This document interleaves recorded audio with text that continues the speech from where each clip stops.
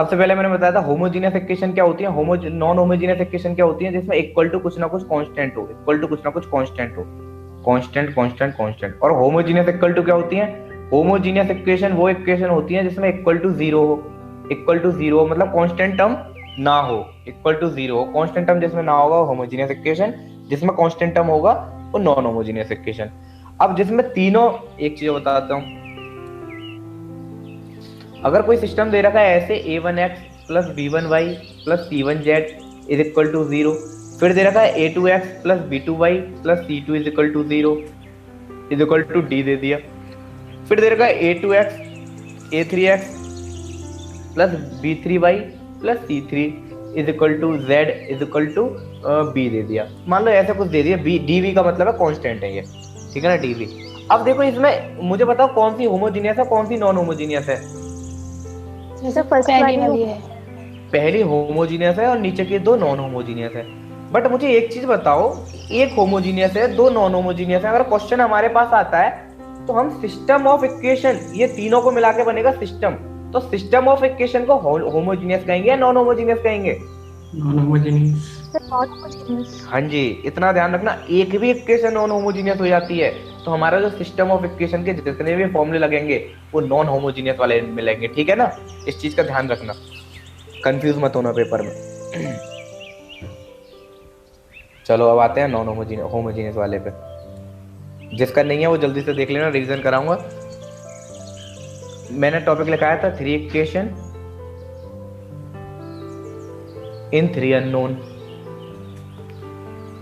Three unknown, और bracket में लिखाया था होमोजीनियस।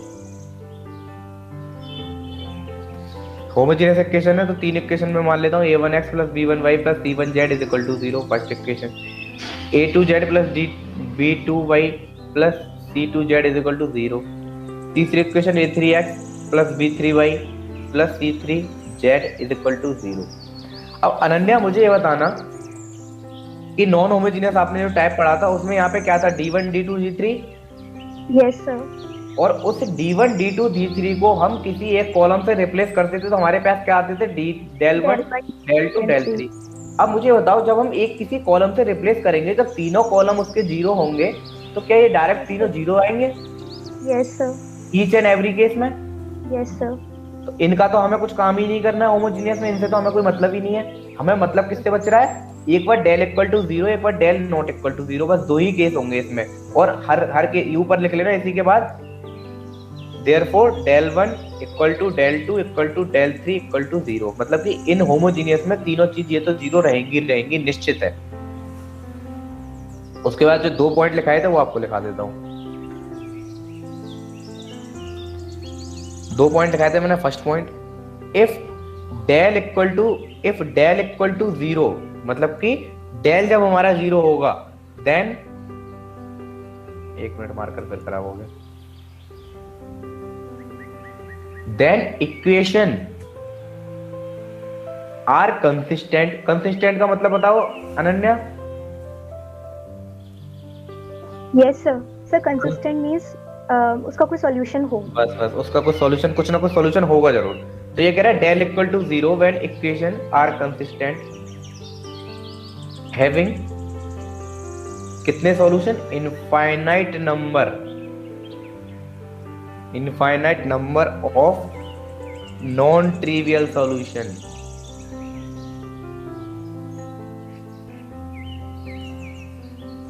मतलब कि infinite number of non trivial solution होंगे। सुनो कैसे, आप मुझे एक चीज बताना, 1/0 0/1, 1 का मतलब कुछ भी हो सकता है, 1 मैं लिख रहा हूँ मतलब कि जीरो छोड़ के कुछ भी हो सकता है, 1/0 0/1 0/0। सबसे पहले बताओ 1/0 की वैल्यू क्या आती है, इनफाइनाइट। इनफाइनाइट। सभी बच्चे बताएंगे, सबके लिए क्वेश्चन। 0/1 की वैल्यू क्या आती है, जीरो। Zero sir. 0/0 की वैल्यू क्या आती है, sir not defined. Not defined, इसलिए इसको हम कहते हैं, लिमिट्स में पढ़ेंगे हम, इनडिटर्मिनेंट फॉर्म है ये, इसकी जीरो नहीं कर सकते, इनडिटर्मिनेंट फॉर्म है। Yes sir. 0/0 मतलब कि इसका इनडिटर्मिनेंट फॉर्म है, लिमिट लगा के इसका आंसर आता है, कुछ ना कुछ आंसर आएगा। जीरो भी आ सकता है, कुछ भी आ सकता है, हमें नहीं पता, पर इनडिटरमिनेट फॉर्म में कैलकुलेट करते हैं। अब थोड़ा सा समझा कि इससे मैं क्या समझाना क्या चाह रहा हूँ आपको। इससे मैं ये समझाना चाह रहा हूँ कि हमारे पास x की वैल्यू x इजिकल टू क्या होता है अनन्या, अगर डेल की फॉर्म में लिखना चाहूँ तो मैं, यस सर। क्या सर होता डेल है, by, del one upon del होता है, हाँ यस सर। y कितना होता है, डेल टू अपॉन डेल होता है, और y z कितना होता है, डेल थ्री अपॉन डेल होता है। Yes sir. अब मुझे ये बताओ, मैंने इस केस में क्या लिया है, डेल इक्वल टू जीरो, मतलब नीचे वाली quantity is equal to zero, और Yes, ऊपर sir. वाली क्वांटिटी इस केस में ऑलवेज जीरो है। Yes sir. तो जीरो बाई जीरो फॉर्म बन रही है, जीरो बाई जीरो फॉर्म बन रही है, मतलब इनडिटरमिनेट फॉर्म में, मतलब कुछ ना कुछ इसका आंसर निकल के आएगा, हमें नहीं पता। Yes sir. तो मतलब कि हमें नहीं पता, इसलिए हमने कहा having infinite number of answer निकल के आएंगे, नॉन ट्रिवियल सॉल्यूशन, पहला केस इसका। अब इसका दूसरा केस सुनना, if del not equal to zero, मतलब कि नीचे वाली quantity not equal to zero, मतलब कि जीरो नहीं होगी, ऊपर वाली चीज जीरो और नीचे वाला कुछ कांस्टेंट आ रहा है, तो इसका आंसर क्या आएगा, जीरो। ऑलवेज जीरो, तीनों केस में एक्स वाई जेड की वैल्यू जीरो जीरो जीरो। तो अब मुझे बताओ, जब एक्स वाई जेड की तीनों तीनों वैल्यू जीरो आएंगी, मतलब कुछ सॉल्यूशन तो मिल रहा है, क्या सॉल्यूशन, कि तीनों की जीरो, तो मतलब कि then equation are consistent and having unique trivial solution. Unique है, देखो एक ही, और ट्रिवियल है, यूनिक ट्रिवियल मतलब एक सॉल्यूशन जो कि जीरो जीरो है, यूनिक ट्रिवियल सॉल्यूशन। ठीक है, सभी को ये चीज क्लियर हुई पहले, दोनों पॉइंट याद करने का तरीका भी बता दिया मैंने, और वैसे भी देख सकते हो आप। चलो दूसरा मैंने ये पॉइंट कराया, तीसरा जो लास्ट टॉपिक कराया था मैंने उसको क्लास में, वो ये कराया था मैंने,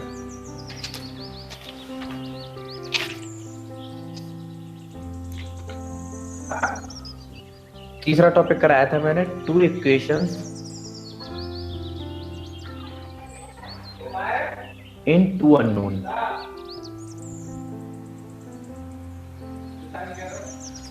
two equations in two unknowns, a1x plus b1y। देखो सबसे पहले तो इक्वेशन दो होंगी और दो अननोन होंगे, अननोन मतलब दो वेरिएबल, एक अननोन ये रहा x, एक अननोन ये रहा y। तो अगला टर्म क्या आएगा, अगला टर्म हम वेरिएबल नहीं ले सकते क्योंकि टू अननोन की बात कर रहा है, अगला टर्म लेंगे हम constant is equal to zero. ऐसे ही इसमें लेंगे a2x plus b2y plus constant, constant क्या है हमारा c2, इसमें c1 कुछ भी हो सकता है, हमने c2 नाम दे दिया हुआ। ये हमारे पास दो इक्वेशन हो गई, दो अननोन हो गई, दो इक्वेशन ये रही, इक्वेशन नंबर 1, इक्वेशन नंबर 2, और अननोन कौन कौन से हो गए, दो, x और y। ठीक है भाई, इतनी बात क्लियर हुई। अब अनन्या मैं आपसे पूछूंगा, स्ट्रेट लाइन की जनरल इक्वेशन क्या होती है 10th class coordinate geometry, y equals to mx plus c। y is equal to mx plus c, जिसमें m क्या होता है और c क्या होता है। सर c तो एनी कांस्टेंट होता है, और m जो होता है वो उसका वो होता है स्लोप। स्लोप। Okay. यस। ये स्लोप होता है, और c एनी कांस्टेंट नहीं होता, c हमारा जो होता है y एक्सिस पे जो इंटरसेप्ट होता है उसको हम कहते हैं y इंटरसेप्ट कहते हैं इसको। Yes sir. ठीक है ना, तो ये तो हो गई लाइन की इक्वेशन। अब आप ऊपर वाली इक्वेशन को थोड़ा गौर से देखें, m1 की जगह क्या लिखा हुआ है, a1, m की जगह a लिखा हुआ है क्योंकि x के आगे तो कोफिशिएंट है, m की जगह a लिखा हुआ है, बोलो। अगर मैं इस वाले y को मैं इधर ले आऊं तो माइनस y, तो b1 की जगह इधर क्या लिखा हुआ है, -1, और प्लस c1 की जगह क्या लिखा हुआ है,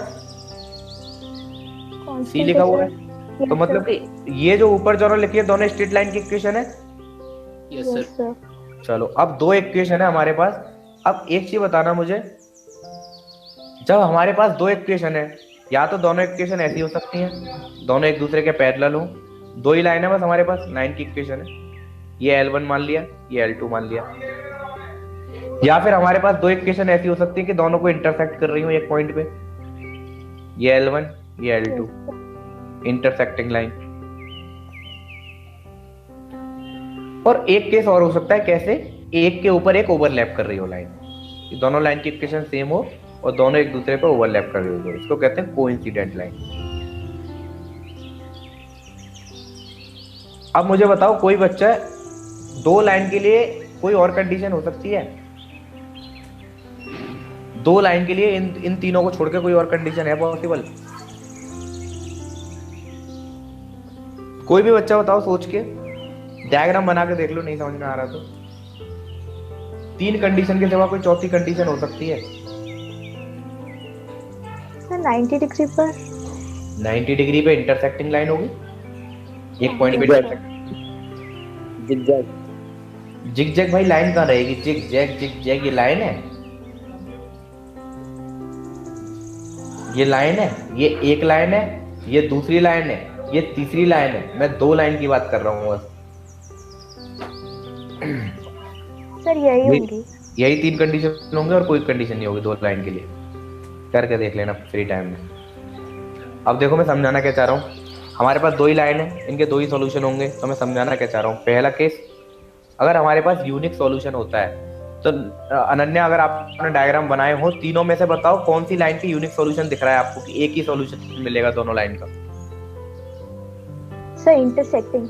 इंटरसेक्टिंग क्यों? क्योंकि वो एक ही पॉइंट पे कट कर रहे हैं, एक्स और वाई के एक एक दोनों की तरफ से एक पॉइंट मिलेंगे। इसको कहते हैं यूनिक सॉल्यूशन। तो उसको हम कहते हैं इंटरसेक्टिंग लाइन।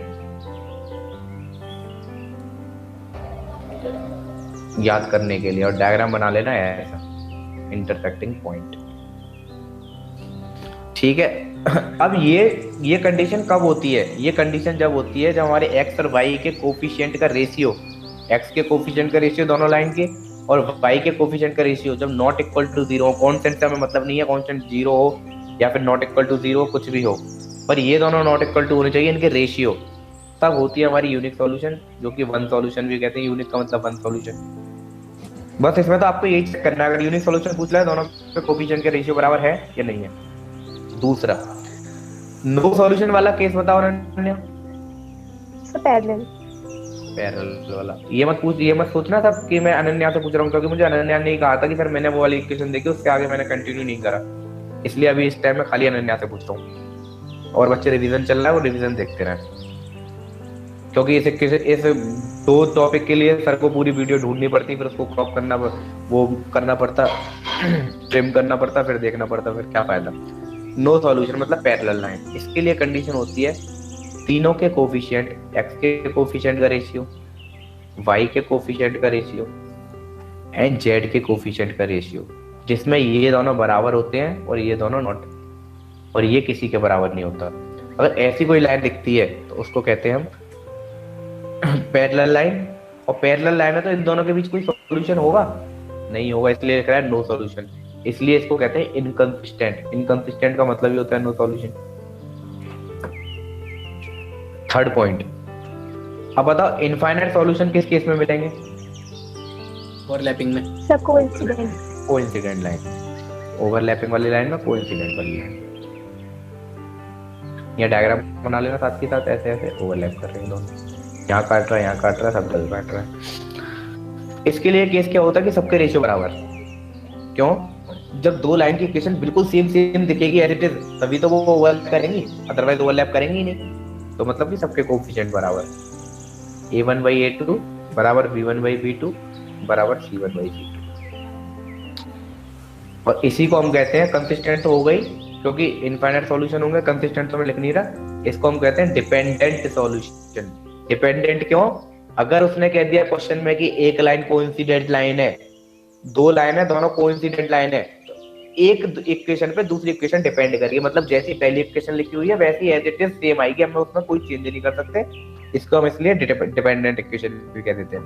बस मैंने छोटे छोटे से दो टॉपिक कराए थे, एक इसके बाद क्वेश्चन कराया था। क्वेश्चन आपके लिए मैं होमवर्क में दे दे रहा हूँ, आप ट्राई करना। क्वेश्चन अभी क्लास में नहीं करा रहा क्योंकि बच्चों का हो चुका है क्वेश्चन। सर एक क्वेश्चन है स्टडी मटेरियल इसी से रिलेटेड, सर y - z = 1। ये क्वेश्चन जो है वो उस समय मुझे व्हाट्सएप कर देना, जो स्टडी मटेरियल के क्वेश्चन है वो तो वैसे ही बहुत इजी है। सर छोटा सा ही है, देखिए अभी मुझे रैंक कवर करना है और सिस्टम ऑफ इक्वेशन कवर करना है, इसलिए मैं इनका भी क्वेश्चन करा नहीं रहा। आज ये कवर करना है क्योंकि क्वेट के साथ खत्म करना है, ठीक है ना। स्टडी मटेरियल में तो वैसे ही मतलब सिंपल से ही क्वेश्चन है, अनन्या क्वेश्चन लिख लेना होमवर्क में। Okay sir. और उस वाली वीडियो में कराया हो तो और अच्छा है।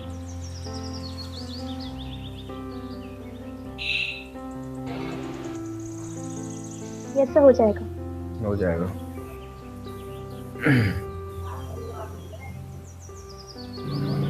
आप अपना क्वेश्चन बता दो, मैं आपको हिंट दे दूंगा, ट्राई करना आप, फिर ना होता तो मुझे बता देना, ठीक है?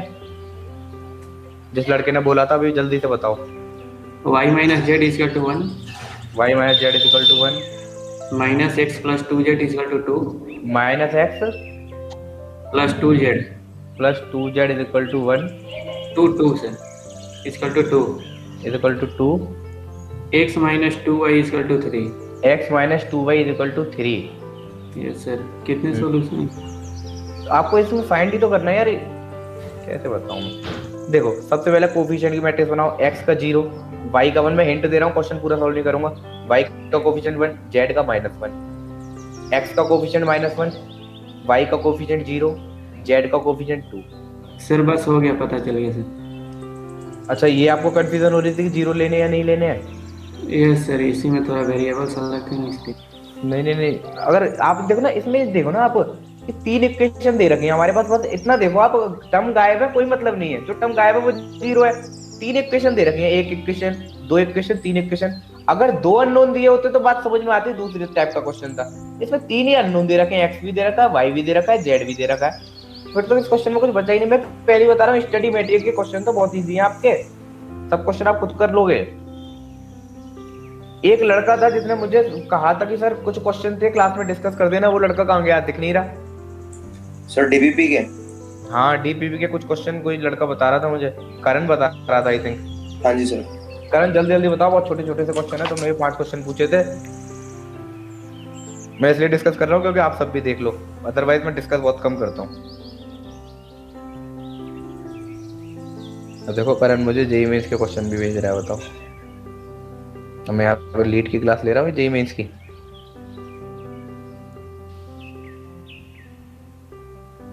क्वेश्चन नंबर 6 है डीपीपी 2 का। क्वेश्चन नंबर 6 डीपीपी 2, वही क्वेश्चन पूछ रहे हो ना जिनके सॉल्यूशन नहीं दिए मैंने? हाँ जी सर। तब ठीक है। क्वेश्चन नंबर 6 देखो भाई, सभी स्टूडेंट देख लेना। If a is equal to n 0 0 0 n 0 0 0 n and v is equal to a1 a2 a3 b1 b2 b3 c1 c2 c3, ये दे रखे हैं a और b, देन a b पूछ रहा है, इन दोनों का प्रोडक्ट पूछ रहा है इज, पर हमें प्रोडक्ट डायरेक्ट निकालने नहीं बैठ जाना, ऑप्शन को देख लिया करो। प्रोडक्ट निकालने से पहले किस फॉर्म में पूछ रहा है, B, option B n B, दूसरा ऑप्शन बी की पावर एन, अगला ऑप्शन ए प्लस बी। अब ये बताओ, किसी बच्चे पे ये क्वेश्चन अगर ट्राई करा हो तो किसी को हुआ ये क्वेश्चन? सिंगल बच्चा कोई जल्दी से? किया हूँ सर, बी वाला आंसर। हाँ, बी वाला आंसर है, ठीक है। देखो इसमें देखो, खाली बी पूछ रहा है या फिर एन बी पूछ रहा है या फिर बी की पावर एन पूछ रहा है, मतलब बी और एन में खेल कर रहा है, और ये वाले सारे टर्म अननोन है, तो हम कैसे निकालें, हमें क्या आइडिया मिल रहा है? तो देखो सबसे पहले मेरी बात,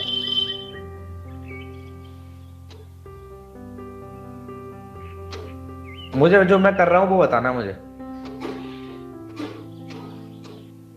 a इज इक्वल टू, अगर मैं n कॉमन ले लेता हूं यहाँ पे 0 1 0 0 1 0 0 0 1, क्या ये लिख सकता हूँ n कॉमन लेके? Yes sir. Yes sir. क्या मैं इसको n इंटू आइडेंटिटी मैट्रिक्स लिख सकता हूँ? Yes sir. अब ये बताओ मुझे, a हमारी कुछ कांस्टेंट है और आइडेंटिटी मैट्रिक्स है, और जब मैं इसका b के साथ मल्टीप्लाई करूंगा, मतलब b के साथ किसी भी आइडेंटिटी मैट्रिक्स का मल्टीप्लाई करूंगा तो वही मैट्रिक्स लौट के आ जाती है, पर यहाँ पे एक कांस्टेंट भी लग रहा था, तो a इंटू बी कितना हो गया, n into I into B, that is nb। Option हमारा सेकंड ऑप्शन, इसकी तो जरूरत ही नहीं पड़ी हमें, ये तो डराने के लिए दिया था क्वेश्चन में। ये आया समझ में क्वेश्चन मैंने क्या करा? हाँ जी सर। कर लोगे ना? No sir. आया कि नहीं? आ गया सर, हो गया। ठीक है।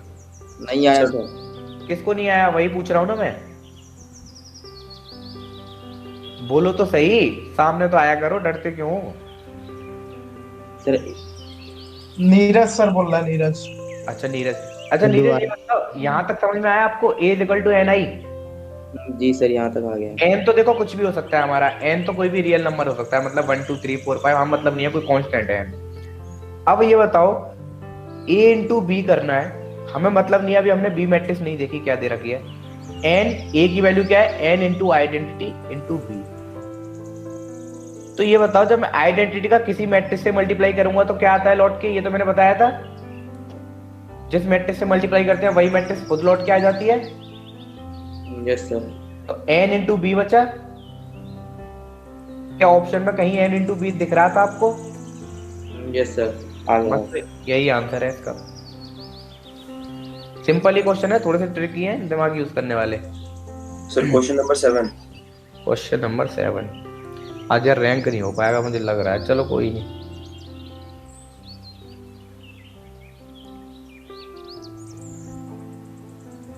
तीन क्लास में खत्म करा है मैंने, और क्लास में मैट्रिक्स एंड डिटरमिनेंट, आपकी क्लास में इतना लंबा चला है। If a is equal to 1 a 0 1। यार करण ये कैसा क्वेश्चन पूछ रहे हो, ये तो मैंने एक जनरल फॉर्म वाला जेई लीड का क्वेश्चन कराया था, वैसा फॉर्म का क्वेश्चन है।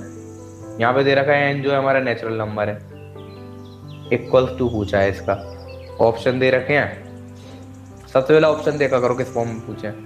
1n into a 0 1। B option 1n square a 0 1। C option n into n A 0 n। और डी ऑप्शन दे रखा है, एक ऑप्शन दे रखा है इसमें मिस कर गया मैं, 1na 0 0। ये ऑप्शन दे रखे हैं। अब देखो सबसे पहले मैंने आपको एक जेई लीड का क्वेश्चन कराया था, इसमें a की पावर 100 पूछी थी, करंट कराया था। हाँ जी सर। तो उसमें मैंने क्या करा था, दो तीन एक्सप्रेशन निकाल के, मतलब a निकाल के, a स्क्वायर निकाल के, a क्यू निकाल के, मैंने वो देखा था कि क्या पैटर्न फॉलो कर रहा है ये। तो बस इस क्वेश्चन को सेम वैसे ही करना है, क्योंकि पावर n है, पावर n को हम डायरेक्ट 10 तक निकालने तो बैठेंगे नहीं, मतलब कुछ एक दो टर्म निकालेंगे, उसकी जनरल फॉर्म बनाने की कोशिश करेंगे। तो सबसे पहले मैंने क्या करा, a दे रखा है, a स्क्वायर निकाला। a स्क्वायर मतलब 1a 0 1 1a 0 1। जल्दी से मल्टीप्लाई करके बताओ क्या आएगा। 1 से 1 का मल्टीप्लाई करा 1 आया, a से 0 का मल्टीप्लाई करा 0 आया तो 1 आ गया। 1 से a का मल्टीप्लाई करा a आया, a से a का मल्टीप्लाई करा 2a आया। 0 से 0 0 से 0 0 आया, 0 से 0 1 से 1 करा 1 आया। पहली मैट्रिक्स a स्क्वायर। अब क्या करेंगे, a क्यू निकाल के देखेंगे। a क्यू मतलब a square into a। a हमारे पास क्या है 1a 0 1, और a स्क्वायर क्या है हमारे पास 1 2a, a into a square लिख लो, फिर मैंने a इंटू a स्क्वायर करा है 0 1। अब देखो 1 का 1 से मल्टीप्लाई करा 1, a का 0 से मल्टीप्लाई करा 0, पहला टर्म 1 का 1 से करा, सॉरी 1 का 2a से करा 2a, a का 1 से करा 1 3a, फिर इसका करा 0 से 0 0 से 0, इसका मैंने करा 0 से 2a, 1 से 1 करा, सॉरी 0 से करा, इसका 0 आ गया, 1 से 1 करा 1। तो आप ये देखो, जब मुझे a मैट्रिक्स दी है, जब यहाँ पे पावर 1 थी तो यहाँ पे 1 मल्टीप्लाई हो रहा, पावर 2 थी तो यहाँ पे 2 मल्टीप्लाई हो रहा, पावर 3 थी तो यहाँ पे 3 मल्टीप्लाई हो रहा, और ये 3 एलिमेंट तो ऐसे कैसी कॉपी हो रहे हैं ना। आप a की पावर 4 निकाल के देख लो, तो मुझे दिक्कत क्या आ रही है, a की पावर n में यहाँ पे n को मल्टीप्लाई हुआ होगा। आया करण समझ? हाँ जी सर, हो गया क्लियर। और बताओ कोई कौन सा क्वेश्चन था जल्दी सर क्वेश्चन नंबर 16 है, उसका ऑप्शंस गलत लग रहा है सर, उसके आंसर कुछ और आ रहा था। हाँ हो सकता है ऑप्शन गलत। क्या आ रहा था आपका आंसर?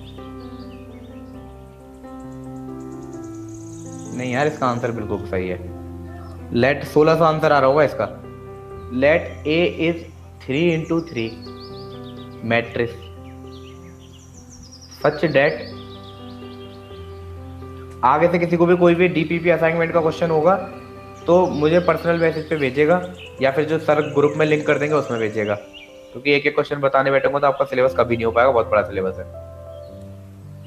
और जिन क्वेश्चन को मुझे लगता है कि जो थोड़े से टिपिकल क्वेश्चन है उनके सॉल्यूशन मैं ऑलरेडी देता हूँ। If A is equal to 3 into 3 matrix such that determinant of A is equal to 5 and B is equal to 4A square, then determinant of B, ये क्वेश्चन किसी ने करा? Ananya question try करे आपने? No sir, अभी नहीं किए। फिर किसका इंतजार है? सर आज से। अच्छा आज से करोगे, आज का इंतजार था। वो ये क्वेश्चन बताओ ये वाला। सर ये वाला क्वेश्चन है क्या, लेकिन डीपीपी नहीं किया, असाइनमेंट वाला क्वेश्चन किया मैं। अच्छा असाइनमेंट करा है अमित ने? बताऊं सर? हाँ Yes. दर्शन आप बताओ, दर्शन गुप्ता। तो सर ये जो बी को बाहर करते हैं तो सबसे पहले देखो, बाहर चलो ठीक है, आप सही बता रहे हो, आप मैंने सुन लिया आप कह रहे हो। सबसे पहले डिटरमिनेंट ऑफ बी पूछा है, तो डिटरमिनेंट का सिंबल लगाओ, बी की वैल्यू क्या है 4a स्क्वायर। डिटरमिनेंट की एक प्रॉपर्टी होती है, पहली क्लास में बताया था। डिटरमिनेंट के अंदर से किसी कांस्टेंट को बाहर लेना हो तो उसका ऑर्डर देखते हैं, ऑर्डर क्या रहा होगा। ऑर्डर रहा है यहाँ पे 3/3, तो 4 की पावर n-1 आता है। 4 की पावर n-1 आता है कि 4 की पावर n ही बाहर आता है? नहीं 4-1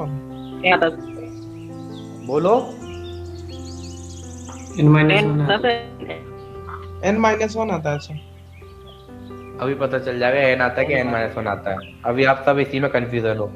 और मॉड a का स्क्वायर, डिटरमिनेंट a का स्क्वायर, तो इसको लिख सकते हैं 4 की पावर n-1 और डिटरमिनेंट a का होल स्क्वायर। तो डिटरमिनेंट a का होल स्क्वायर तो हो गया 5 आता है बाहर।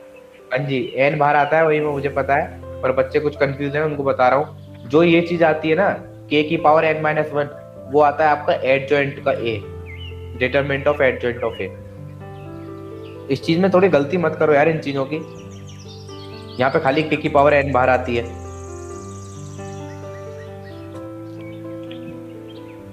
और देखो a की पावर जब मैंने बाहर लिया कांस्टेंट को, तो 4 की पावर n मतलब 4 की पावर 3 बाहर आ गई, जो कि ऑर्डर था। यहाँ पे क्या बचा, डिटरमिनेंट a का स्क्वायर, जिसको मैं लिख सकता हूँ डिटरमिनेंट ऑफ a का होल स्क्वायर। तो a का दे रखा 5 का स्क्वायर इतना, और 4 की पावर 3 हो गया 64, सॉरी 4 की पावर 3 64, हाँ जी 4 की पावर 3 64 ही होता है ना? Yes sir. 1664 सही है सर। और इसका आंसर देख लो। अगर आप ऐसे भी नहीं कर पा रहे हो ना, तो 4 की पावर इसको लिख लो 16 और इसको लिख लो 4 into 25, तो 4 into 25 होता है 100 और इसको 16 में मल्टीप्लाई करेंगे तो 1600। परफेक्ट आंसर दे रखा है बिल्कुल। चलो अब क्लास आगे बढ़ते हैं, जितने डाउट लेने थे ले लिए। बकवास क्वेश्चन है, खुद कर लोगे, नहीं आते तो पूछ दो, वहां आके पूछो। क्लास में छोटे मोटे डाउट डिस्कस नहीं करेंगे। जो भी नहीं आता बेझिझक ग्रुप में भेजो या फिर पर्सनल पे भेजो, पर छोटे मोटे क्वेश्चन के लिए पूरी क्लास को डिस्टर्ब नहीं करेंगे। चलो अब अगला मेथड आता है क्रैमर्स रूल के बाद मैट्रिक्स मेथड, जो कि आप अपना पढ़ के आए होंगे। मैट्रिक्स मेथड, इस मेथड से क्या है ना, इस मेथड से हमको उसकी वैल्यू निकल के आ जाएंगी। वैल्यू क्या क्या निकल के आती है, एक्स वाई जेड की। अभी तक तो हम क्या कर रहे थे, मैट्रिक्स बना रहे थे, उसमें बस खाली बता रहे थे कि कंसिस्टेंट होता है कि इनकंसिस्टेंट होता है कि यूनिक होता है कि ट्रिवियल होता है कि ये होता है। उसकी एग्जैक्ट वैल्यू तो नहीं बताई थी अभी तक हमने। अब देखो मैट्रिक्स मेथड में हमें क्या क्या कहता है। सबसे पहले बात तो समझ में आ रहा है कि मैट्रिक्स नाम है तो मैट्रिक्स ही बनेंगी। कोई भी 3 लाइन की इक्वेशन दे रही है, a1x plus b1y plus c1z is equal to d1। दूसरी दे रखी है a2x plus b2y plus c2z is equal to d2। तीसरी इक्वेशन दे रखी है a3x। बताओ भाई होमोजीनियस है क्या नॉन होमोजीनियस है? Non homogeneous.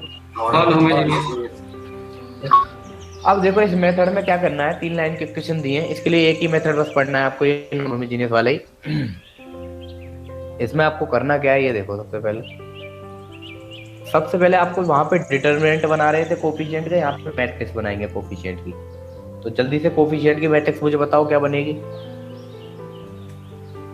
a1 a2 a3 b1 a2 a3 b1 a2 b3 C1 C2 C3 उसके बाद क्या करना है, कोफिशिएंट मैट्रिक्स के बाद जो अननोन है उसकी मैट्रिक्स लिखनी है column wise x y z. क्यों? क्योंकि अगर इसको हम मल्टीप्लाई करेंगे तो ये तीनों इक्वेशन लौट के आ जाएंगे, वो बात की बात है। Is equal to matrix method, 3 matrix बनानी है, एक कोफिशिएंट की, एक अननोन की और एक इधर के जो मैट्रिक्स होगी उसके कॉलम की मैट्रिक्स। ये 3 मैट्रिक्स बनानी है और इससे हमें क्या करना है, इससे हमें एक्स वाई जेड की वैल्यू निकालनी है, जो कि हम सॉल्यूशन फाइंड करते हैं एक्स वाई जेड के, वो करने हैं। पर वो करेंगे कैसे?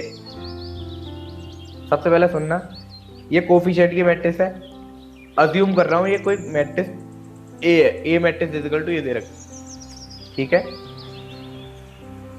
और ये अननोन की मैट्रिक्स है, इसको मैं अज्यूम कर रहा हूँ एक्स मैट्रिक्स दे रखी है, मतलब कि x is equal to matrix x is equal to x y z ऐसे दे रखा है।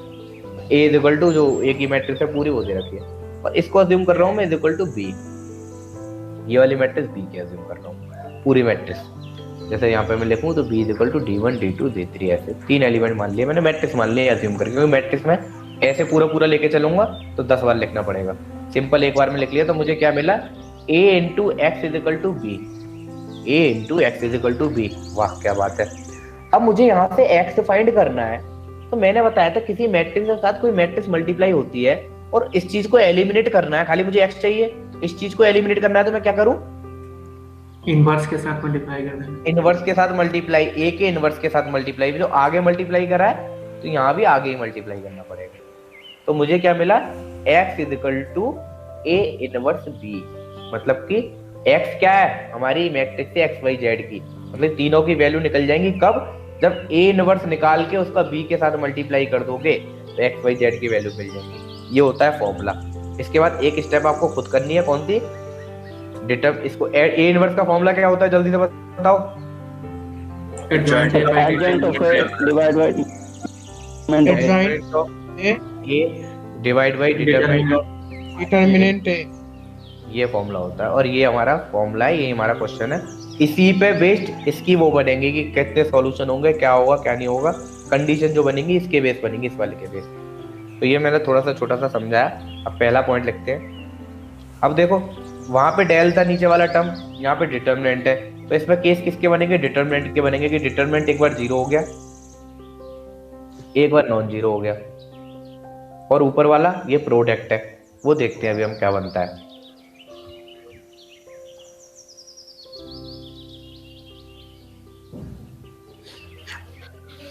देखो भाई, एक point, first point, determinant of A not equal to 0, मतलब नीचे वाली quantity not equal to 0। Short form में लिख रहा हूं मैं, इक्वेशन आर इनकंसिस्टेंट इन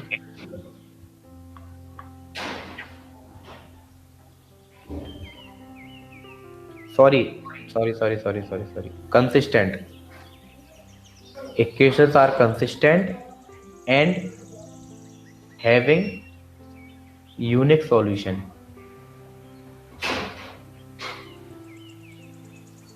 पहले पॉइंट लिख लो, फिर बात करते हैं बाद में। अब ये तो नीचे वाले की बात हुई जब ये equal to not equal to 0 होता है। अब जो ऊपर वाला प्रोडक्ट है एडजॉइंट ऑफ ए, मैंने यहाँ पे डिटरमिनेंट लिख दिया है क्या, एडजॉइंट ऑफ ए है यहाँ पे, adjoint of A into product में बी। अब नीचे वाला तो नॉट इक्वल टू 0 है, मान लो नॉन 0 नंबर है। अब ऊपर वाला टर्म की कंडीशन नहीं थी, तो ऊपर वाले के 2 केस बनते हैं इसी के अंदर, एक बार ऊपर वाला इक्वल टू 0, एक बार ऊपर वाला नॉट इक्वल टू 0। मतलब कि इन दोनों का जब हम मल्टीप्लाई करेंगे इनटू बी, एक बार 0 आता है, नॉट इक्वल टू 0 आता है, और एक बार इनका प्रोडक्ट इक्वल टू 0 आता है।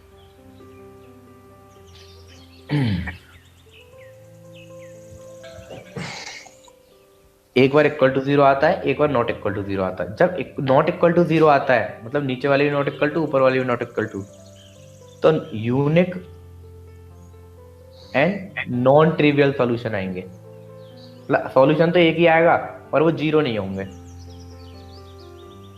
कैसे कैसे कंडीशन होनी चाहिए, ये नीचे वाला 0 होना चाहिए और ऊपर वाला भी नॉन 0 होना चाहिए, तब केस कैसे आएंगे।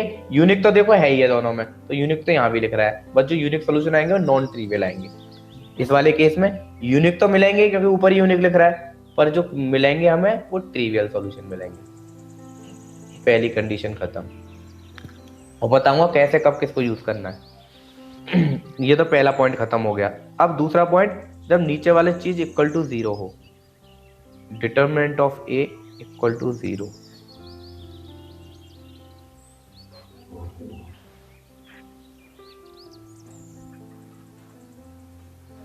जब नीचे वाली चीज इक्वल टू 0 हो जाए, और अब इसके भी दो केस बनेंगे।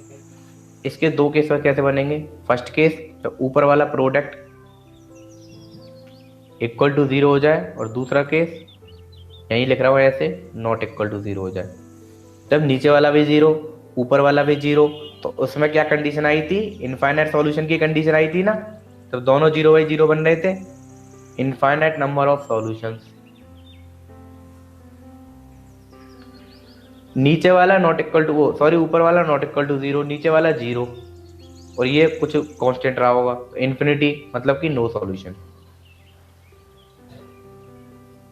बस आपको इतना ध्यान रखना है, छोटे से पॉइंट है। अब मैं एक चीज बता रहा हूँ आपको, पहले ये पॉइंट लिख लो, फिर मैं बता रहा हूँ, जल्दी से लिखो पॉइंट। सर 0/0 में ना नो सॉल्यूशन होगा सर, नॉट डिफाइंड वाले में। कौन से वाले में? 0/0 वाले में। ये 0/0, इसमें इनफाइनाइट सॉल्यूशन होगा। Okay sir. देखो मेरी बात सुनो, अब ये पॉइंट लिख लिए हो आपने। अब ये चीज अप्लाई कब करनी है भाई? इन चीजों का अप्लाई देखो, यूनिक और नॉन ट्रिवियल, ये मैट्रिक्स मेथड से बाद में करना। अगर कुछ ऐसी कंडीशन दे रखा है कि आपको कह देता है कि यूनिक और नॉन ट्रिवियल सॉल्यूशन के वो बताओ, कुछ ना कुछ पूछ रहा है, तो उस वाले मेथड को प्रीफर करना है। किस वाले मेथड को?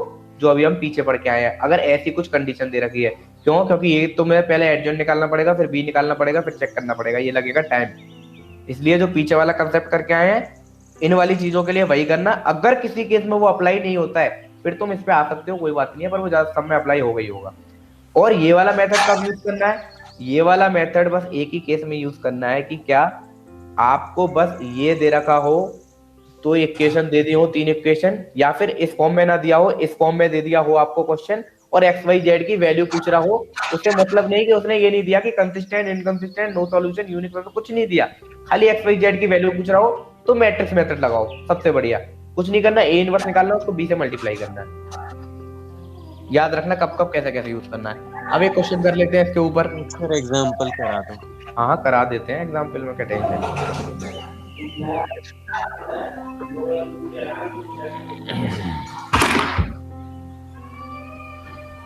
Solve x plus y plus z is equal to 6, x minus y plus z is equal to 2, 2x plus y minus z is equal to 1। अब मैंने यहाँ पे लिख दिया सॉल्व बाय मैट्रिक्स मेथड। आपको अभी मैट्रिक्स से ही करना है इसको। मैंने ऑप्शन नहीं दिए तो मुझे नहीं पता एक्स वाई जेड की वैल्यू निकलवा रहा है या कुछ, पर मैट्रिक्स मेथड लगा रहा हूँ तो एक्स वाई जेड की वैल्यू निकाल रहा होगा। अब बस एक्स वाई जेड की वैल्यू निकालो। कैसे? सबसे पहले ए की मैट्रिक्स बनाओ। ए क्या होता है? कोफिशिएंट की मैट्रिक्स। इनटू सॉरी, आपको पता है ना, इतना करने की जरूरत नहीं है। आपको ये पता है ना, x is equal to A inverse into B. A की मैट्रिक्स बनाओ, उसका इनवर्स निकालो और बी के साथ मल्टीप्लाई कर दो। बस बताओ मुझे क्या आ रहा है। ए इनवर्स तो सब पे आता है निकालना, सभी निकालो। इसमें कंडीशन भी मत चेक करो, अभी मैं कंडीशन चेक करा ही नहीं रहा। मुझे खाली इतना बताओ। और इसका कुछ ना कुछ सॉल्यूशन आ रहा है ना, तो अपने पॉइंट से क्रॉस चेक कर लेना, कंडीशन को सेटिस्फाई करेंगे। अगर किसी के सॉल्यूशन आ रहा है तो उसमें एडजॉइंट ए इंटू बी क्या होगा, मतलब कि नॉन ट्रिवियल आ रहा है तो नॉट इक्वल टू 0 होना चाहिए। वो खुद सेटिस्फाई कर देंगे अगर खाली इतना सा पूछा है तो। आपको सबसे पहले ए इनवर्स निकालना है। सबसे पहले ए मैट्रिक्स बता दो कोई भी बच्चा मुझे।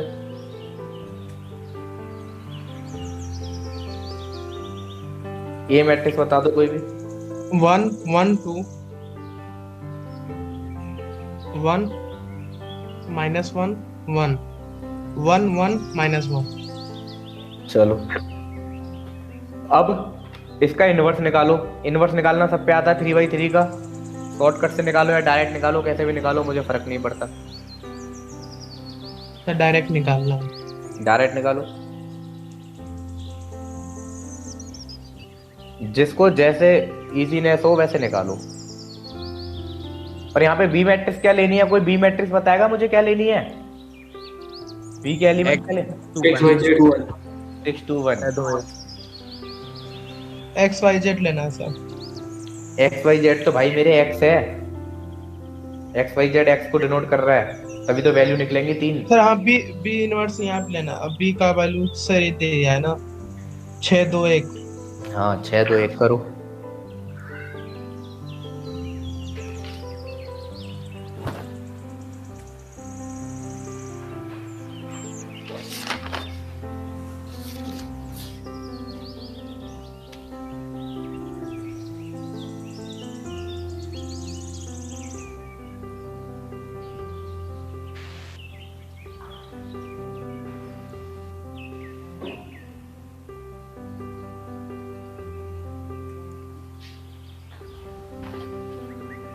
जल्दी से करो, आंसर बताओ।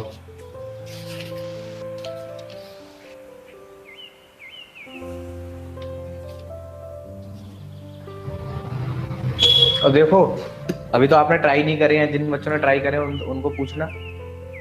पूरे मैट्रिक्स में आपको कहीं दिक्कत नहीं आएगी, पूरी मैट्रिक्स में आपको एक ही जगह दिक्कत आएगी। कब? जब आपको रो और कॉलम ऑपरेशन वाले लगाने पड़ते हैं ना, जब आपको सोचना पड़ता है किसको किससे ऐड करूं, किसको किससे करूं, किसमें किसका मल्टीप्लाई करके तब ऐड करूं, उस चीज में सबको दिक्कत आती है। और उस चीज की आपको ज्यादा टेंशन भी नहीं लेनी है। क्यों? क्योंकि ज्यादातर ये वाला पोर्शन जेईई मेंस में आता है और आपके जो लीट में है इससे बहुत कम क्वेश्चन आते हैं इस चीज से। पर आपको इतना आना चाहिए कि सिंपल क्वेश्चन आया तो आप लगा सको। और असाइनमेंट पर शीट में क्वेश्चन डाले हुए हैं, वो इसलिए डाले हुए हैं आपकी प्रैक्टिस के लिए, पर उन क्वेश्चनों को कुछ करना जरूर जिससे आपकी प्रैक्टिस हो जाए। नहीं आएंगे मैं बता दूंगा, कोई टेंशन नहीं है, करना जरूर। जल्दी से इसका आंसर बता दो मुझे।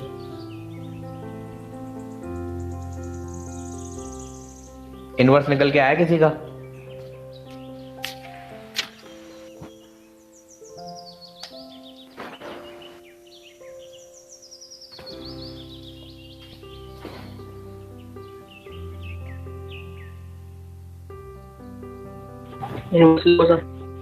क्या निकल के आए?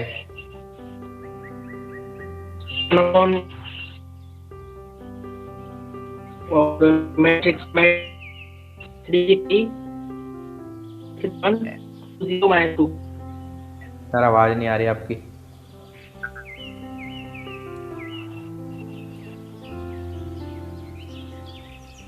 क्या निकल के आई ये पॉइंट? तो 36 ये बोलो।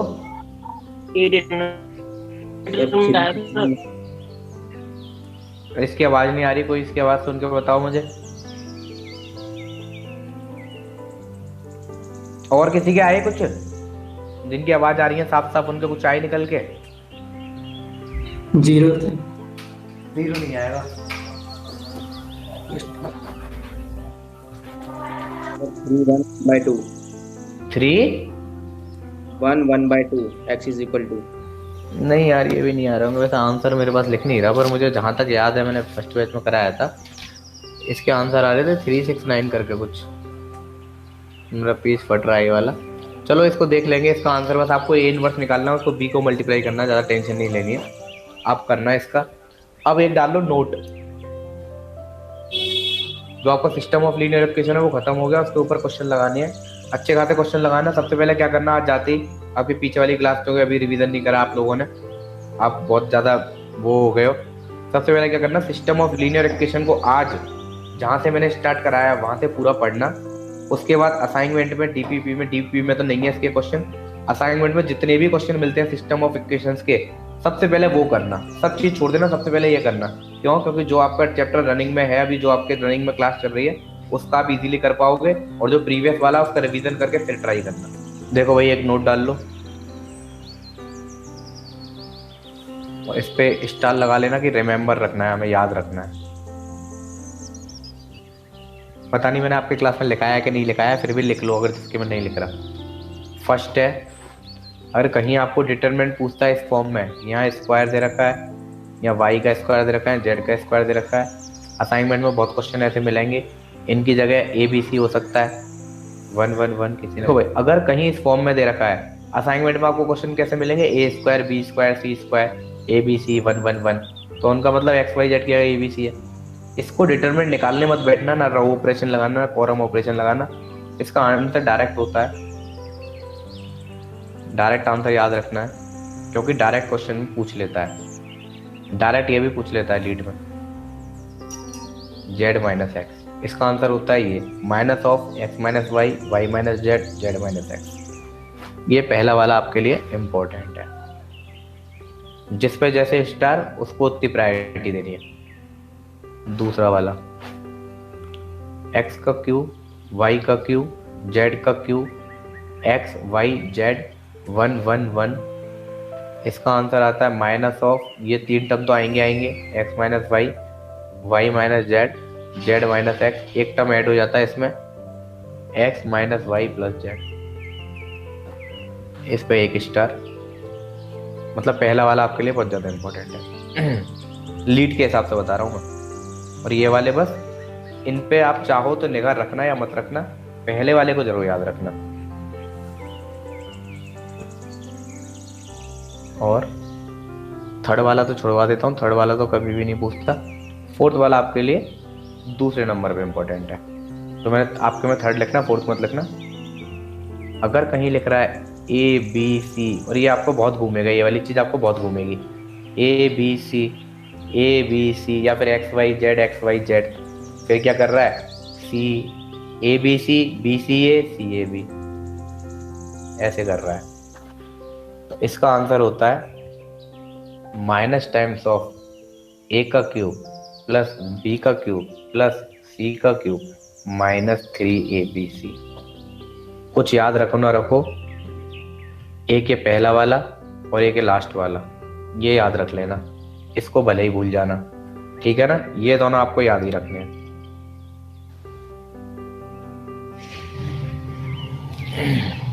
और देखो एक टॉपिक होता है मल्टीप्लिकेशन ऑफ टू डिटरमिनेंट, किसी डिटरमिनेंट का मल्टीप्लिकेशन करना है। कुछ मत सोचो, होता दूसरे तरीके से भी है, पर जैसे आप मैट्रिक्स का मल्टीप्लिकेशन करते हो सेम एज डिटरमिनेंट का कर दो, आपका बिल्कुल सही आंसर आएगा, कोई ज्यादा टेंशन लेने की जरूरत नहीं है। अब मैं देखता हूँ आपका रैंक से पहले का कुछ रह गया हो तो मैं देखता हूँ, अदरवाइज मैं आगे बढ़ता हूँ। मुझे एक बार चेक कर लेने दो, जब तक आप थोड़ा सा प्रीवियस वाला क्वेश्चन को समझ लो। सर उसका आंसर क्या आ रहा है? किस वाले का? Previous question. चलो आंसर निकाल ही लेते हैं यार, सब बच्चे आंसर के पीछे पड़े, आंसर ही नहीं है मेरे पास। मुझे बताना ए मैट्रिक्स क्या दे रखी है, सही सही बताना। 1 1 2 1 1 2 1 minus 1 1 1 minus 1 1 1 1 minus 1 1 1 1। डिटरमिनेंट क्या आ रहा है इसका, डिटरमिनेंट ऑफ ए 6 आ रहा है सर। सर 6 आ रहा है, सब बच्चों का 6 आ रहा है, तो मैं आगे बढ़ूं। Yes sir. Yes sir. Adjoint of A क्या आ रहा है सर? एक 0 2 2 सर 0 3 3 0 3 3 2 3 1 2 3 1 4 0 2 4 0 2। और किसी का आ रहा है ये सेम? सर ये इनवर्स मैट्रिक्स है सर, ये एडजॉइंट नहीं है, इनवर्स है। ये है, ये किसी का आ रहा है इनवर्स? सर ये 3 माइनस का है, कौन सा वाला? ये वाला? Yes sir. First column. और सबका अब ठीक है? Yes sir. और बी मैट्रिक्स क्या दे रखी है हमें यहाँ पे? 6 2 1 क्या 1 2 6? 6 2 1। बस मल्टीप्लाई करना, क्वेश्चन तो आपने ही कर दिया, मैं क्या करूँ इसमें।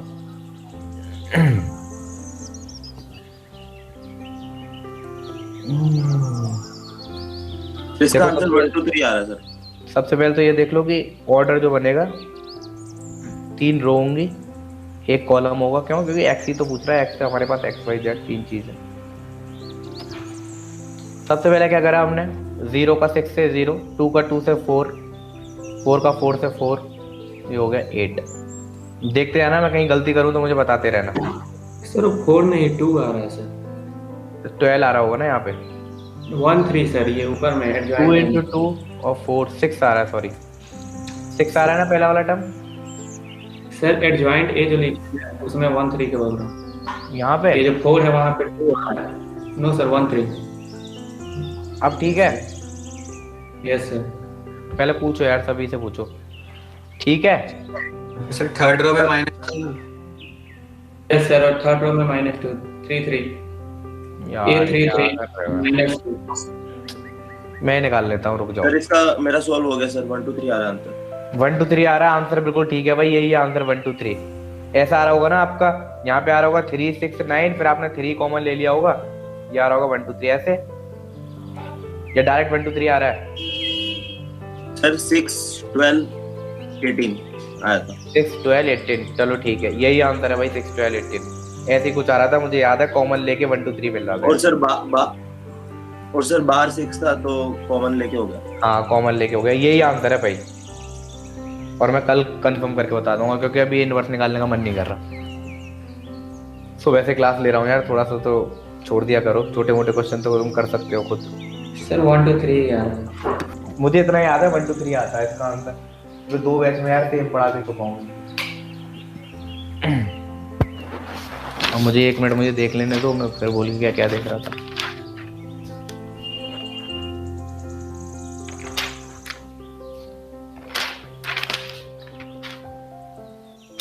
अच्छी तरह करना सभी क्वेश्चन को, सिस्टम ऑफ इक्वेशन वालों के सबसे पूछूंगा कल, और मुंजाल सर से सामने ही सामने कॉल कराऊंगा अगर नहीं करा तो।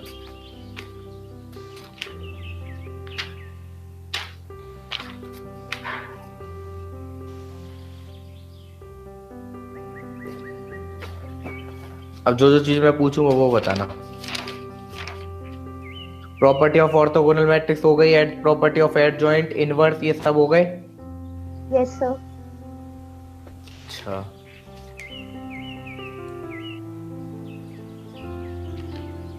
प्रॉपर्टी ऑफ डिटरमिनेंट मैंने करा दी थी, चलो प्रॉपर्टी ऑफ डिटरमिनेंट का कुछ पोर्शन रह गया था। सबसे पहले मैंने आपको एक पॉइंट लिखाया था जिसमें 3 पॉइंट थे, उस टाइम मैंने एक ही लिखाया था आपको, क्योंकि क्लास ओवर होने वाली थी। नोट लिखाया था मैंने, आप अगर जगह बची हो तो उसी पॉइंट में कंटिन्यू कर लेना, और इसमें नोट में हेडिंग डालनी है यूज ऑफ डिटरमिनेंट्स, डिटरमिनेंट्स लिख रहा है इन कोऑर्डिनेट ज्योमेट्री। कोऑर्डिनेट ज्योमेट्री मतलब कोऑर्डिनेट ज्योमेट्री में भी डिटरमिनेंट का यूज हो सकता है, कैसे वो देखते हैं। सबसे पहले नोट के अंदर ही चल रहा है पहला पॉइंट। हाँ मैंने खाली एक ही पॉइंट कराया था, पहला वाला, जिसको मैं फिर भी लिख देता हूँ क्योंकि आप नोट्स बना लोगे एक जगह, साफ अच्छा सा रहेगा। इफ 3 लाइंस, कौन कौन सी 3 लाइंस, a1x प्लस b1y, इसमें 3 पॉइंट थे, मैंने एक पॉइंट लगाया था, c1 इज इक्वल टू 0, और इसका जो दूसरा पॉइंट है उस पर मैंने टेस्ट में क्वेश्चन डाला हुआ है, a2x plus b2y plus c2 is equal to 0, a3x plus b3y plus c3 is equal to 0। ये 3 इक्वेशन दिए हैं। 3 लाइन, ये वाली 3 लाइन आर कॉन्कोरेंट। अगर मैंने एक पॉइंट कराया है तो कॉन्कोरेंट का मतलब समझाओ। Yes sir, sir single point से पास हो रहा है जी, तीनों लाइन किसी एक पॉइंट से सिंगल पॉइंट से पास हो रही है, उस पॉइंट को कहते हैं कॉन्कोरेंट पॉइंट, और उन लाइन को कहते हैं concurrent line. Are concurrent line, for example ये जो पॉइंट है कॉन्कोरेंट पॉइंट हो गया, और ये L1 L2 L3 3 लाइन की इक्वेशन है ऊपर लिखी हुई है, और ये हो गई कॉन्कोरेंट लाइन। देन इसके कोफिशिएंट, अननोन के coefficient a1 a2 a3 b1 b2 b3 c1 c2 c3, unknown equation में जो अननोन है उनके कोफिशिएंट का डिटरमिनेंट 0 होगा। कब? जब उसकी लाइन कॉन्कोरेंट दे रखी हो। क्वेश्चन कैसे पूछता है? फॉर एग्जाम्पल क्वेश्चन ऐसे पूछेगा कि जैसे यहाँ पे कुछ वैल्यू दे दी, जैसे सब कोफिशिएंट की वैल्यू दे दी, यहाँ पे दे दी k, और इनकी वैल्यू दे दी, किसी की दे दी 4, किसी की -1, किसी की 2, किसी की 0, किसी की 1, किसी की 3, किसी की 5, किसी की 8, बस एक दे दी अननोन k। तो मान लो यहाँ पे k आएगा और सब कुछ ना कुछ वैल्यू होंगी, कुछ वैल्यू होंगी। आपको बस क्या करना है, k की वैल्यू फाइंड करनी है। कब? जब लाइन कॉन्करेंट होंगी, तो आपको उसका डिटरमिनेंट इक्वल टू 0 रखना है, k की वैल्यू खुद ब खुद निकल के आ जाएगी। ऐसे क्वेश्चन मिलेंगे आपको। एग्जाम्पल दूं अगर किसी को दिक्कत आ रही हो तो। वैसे ये वाला पॉइंट मैंने कराया है पहले, इसका एग्जाम्पल देने की जरूरत नहीं है, दूसरे का दूंगा। ये तो बस आपका रिवीजन का था, भूल गए होंगे आप, पहली क्लास में कराया था। दूसरा पॉइंट भाई, area of triangle, area of triangle with vertices, area of triangle with vertices, कौन कौन से वर्टिसेस दे रखे हो, x1 y1 x2 y2 ये वर्टिस दे रखे हैं, एंड x3 y3 इज, मतलब इसी सीक्वेंस में दे रखे हूँ और उसी सीक्वेंस में लिख रहा हूँ। देन डेल, डेल दिखा रहा हूँ यहाँ पे एरिया, एरिया ऑफ ट्राइंगल को डेल दिखा रहा हूँ। Area of triangle is equal to 1/2, इसी सीक्वेंस में लिखना है, पहले x1 फिर x2 फिर x3, पहले x की कोफिशिएंट फिर y वाले वर्टेक्स y1 y2 y3 और लास्ट का कॉलम जो रहेगा 1 1 1 का रहेगा। इनको कैलकुलेट करना है। कैसे, क्वेश्चन कैसे दे रखा है, क्वेश्चन देगा ऐसे, find the area of the triangle whose vertex are 1, -3, 0, 8, कुछ भी दे सकता है ऐसे। तो आपको क्या करना है, सिक्वेंशियली x1 x2 x3, पहले इसका फिर इसका फिर इसका डालना है, दूसरे कॉलम में इसका इसका इसका डालना है, तीसरे कॉलम में 1 1 1 1 रखना है। पूरे को कैलकुलेट करने के बाद डिवाइड बाई 2 कर देना, आपका एरिया निकल के आ जाएगा। तीसरा पॉइंट, इसके क्वेश्चन मैंने शीट में नहीं डाले, इसके क्वेश्चन मैंने टेस्ट में डाला हुआ है, बस आपको अप्लाई करना आना चाहिए, कुछ नहीं है, बस कोफिशिएंट बना के डिटरमिनेंट कैलकुलेट करना है easily. Equation of straight line passing through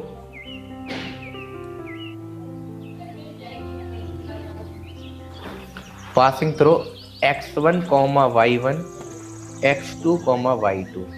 अब मुझे बताओ, किसी भी स्ट्रेट लाइन को बनाने के लिए मैक्सिमम कितने पॉइंट चाहिए, मिनिमम कितने पॉइंट चाहिए, मिनिमम सर 2 पॉइंट अगर मैं लूंगा तो कोई भी स्ट्रेट लाइन बन सकती है, कहीं भी 2 पॉइंट ले लूं, अरे ये तो स्ट्रेट नहीं बन रही। देखो भाई, ये मार्कर हमारा स्ट्रेट लाइन बनाना नहीं चाहता है, या सुबह से दिक्कत कर रहा है, मेरे साथ भी, मुंजा सर के साथ भी।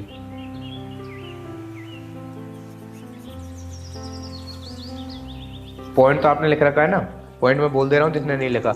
Equation of straight line passing through x1, y1 x2, y2। अब देखो कोई 2 पॉइंट है हमारे पास, एक x1 y1 और एक हमारा कहीं भी ले लिए, यहाँ ले लेते हैं x2 y2। अब इन दोनों पॉइंट है हमारे पास, तो मैं स्ट्रेट लाइन बना सकता हूँ। स्ट्रेट लाइन बहुत बढ़िया बनी है, एकदम बिल्कुल स्ट्रेट है। ये एक स्ट्रेट लाइन हो गई जिसके 2 कोऑर्डिनेट दे रखे हैं।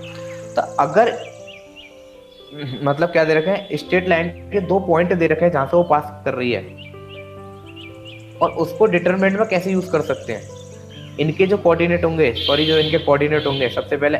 और हमें क्या बनानी है, हमें क्या दे दिया, सुनना पहला क्वेश्चन को, हमें खाली ये 2 पॉइंट दे दिए, एक इक्वेशन ऑफ लाइन फाइंड करो जो 2, 3 और 4, -1 से पास हो रही है। हमें इतनी सी इंफॉर्मेशन दे दी। अब ये हो गया हमारा 2, 3 और ये हो गया हमारा 4, -1, और हमसे पूछ रहा है इन पॉइंटों से जो इक्वेशन पास होगी उसकी लाइन की इक्वेशन बताओ। एक तरीका है तो कोऑर्डिनेट ज्योमेट्री में जो मेथड होते हैं उनसे कर लें, और एक तरीका अगर आप डिटरमिनेंट में आपका हाथ अच्छा है, डिटरमिनेंट आप अच्छे से आता है, तो उसका फॉर्मूला होता है ये x फिर x1 x2 y y1 y2 1 1 1 ये निकाल के इक्वल टू 0 रख देना, स्ट्रेट लाइन की इक्वेशन आ जाएगी। अब कोई ये मत पूछना मुझसे कि x y z क्या है, x y क्या है, इसमें बताओ कोई x y क्या है।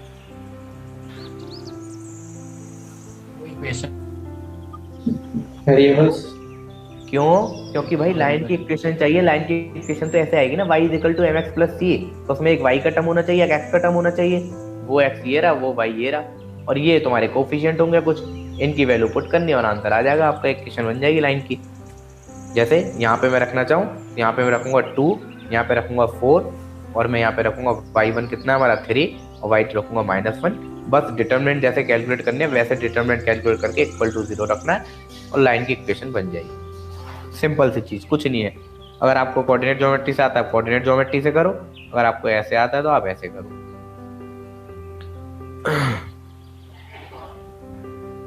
एक क्वेश्चन देता हूं मैं, यहीं के एक क्वेश्चन कर लेते हैं, सभी बताना answer. Area of the triangle whose vertices are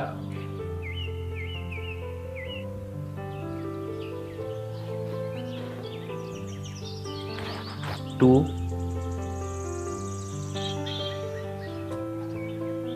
-3 3 2 and -3 2। बताओ एरिया बताना है ट्रायंगल का।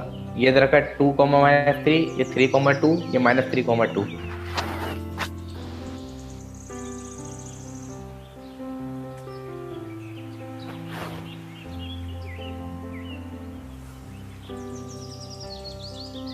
एक तो आपके पास हीरोइंस फॉर्मूला होता है अगर वर्टेक्स गिवन हो तो। हीरोइंस फॉर्मूला तो उसके लिए होता है आपके पास अगर डिस्टेंस गिवन हो किसी दो लाइन के बीच, मतलब साइड गिवन हो ट्रायंगल की, तब लगाते हैं हीरोइंस फॉर्मूला।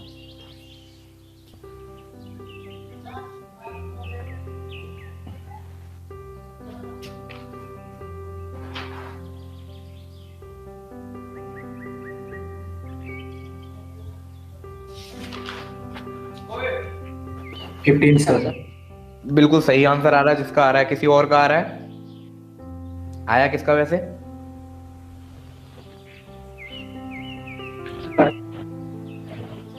आया किसका?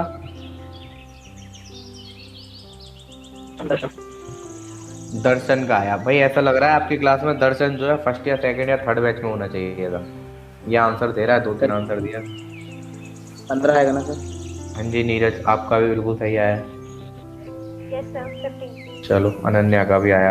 और बच्चे क्या कर रहे हैं? कैलकुलेट ही तो करना है, सिंपल, इसमें कौन सी बड़ा गणित है। भाई करण चरण, सबसे करण पहले चरण मैं- क्या नाम था? हो गया सर, हो गया। हो गया, बढ़िया। मतलब पॉइंट याद रखने हैं आपको, मेन है तो इसमें निकालना कोई टिपिकल नहीं है, बस आपको पॉइंट याद रखने हैं। क्या होता है? x1 x2 x3 y1 y2 y3 1 1 1 is बस, और 1/2 यहाँ बाहर होता है। ये होता है एरिया। डिटरमिनेंट कैलकुलेट करना सब बच्चे कर लेंगे, बहुत ईजी है। अब मुझे बताओ फर्स्ट क्लास में कौन कौन बच्चे थे प्रेजेंट जब मैंने डिटरमिनेंट पढ़ाया था? Yes sir.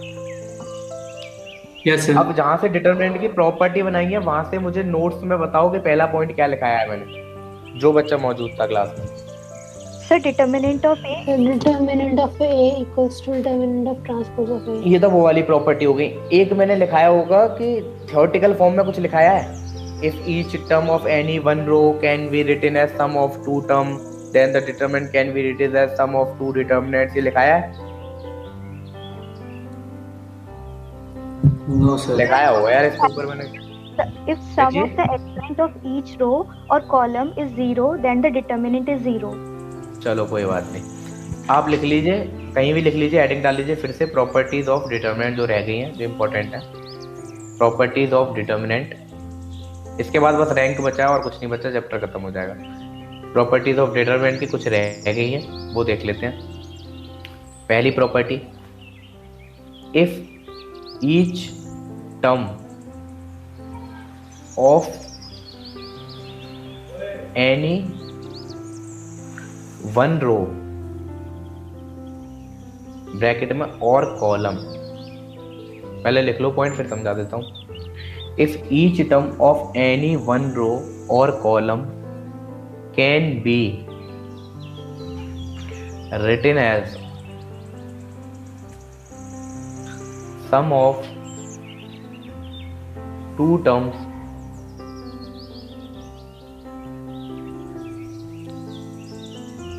then the determinant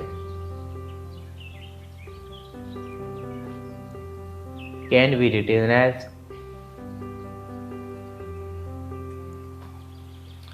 sum of two determinant। पहले आप बिल्कुल टेंशन फ्री होकर लिख लो, समझाने का काम मेरा है। पहले पूरा पॉइंट लिखो।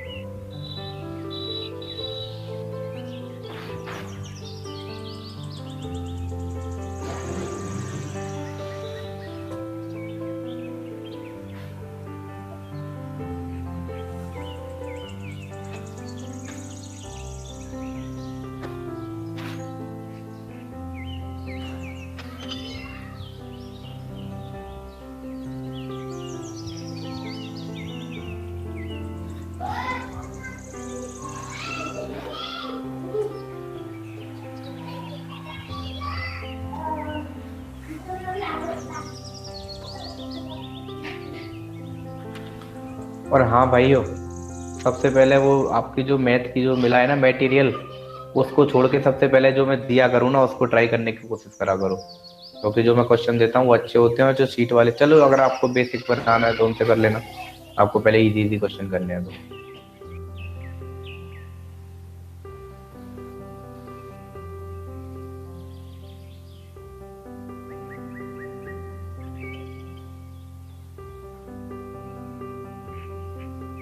पहले इतना लिख लो फिर मैं समझाऊंगा।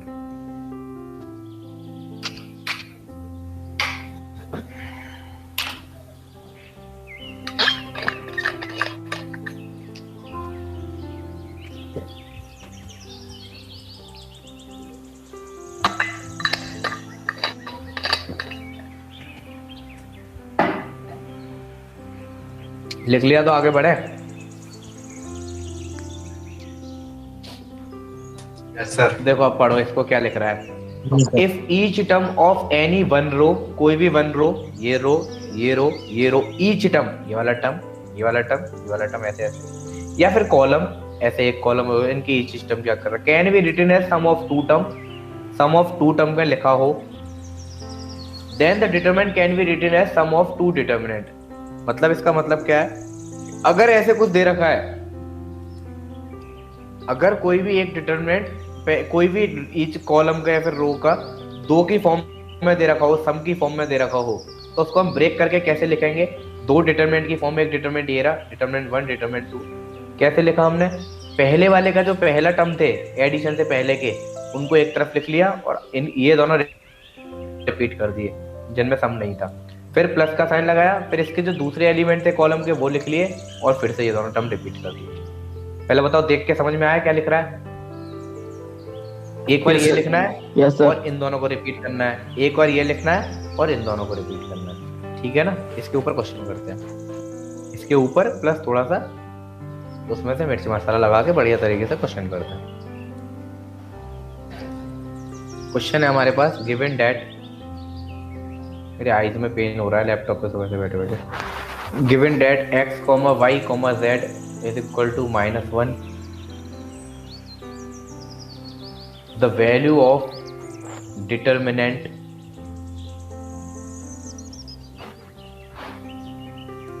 x square 1 plus x cube, पूरा क्वेश्चन जरूरी नहीं है एक बार में सॉल्व करो, बस मुझे स्टेप बताते रहना। y square 1 plus y square y cube, z square 1 plus z cube is option A 0, option B positive, option C negative, मतलब वैल्यू भी नहीं पूछी, या तो 0 आ रहा है या पॉजिटिव आ रहा है, नेगेटिव आ रहा है, या फिर नन ऑफ दिस। देखो नन ऑफ दिस तो वैसे नहीं हो सकता, क्यों?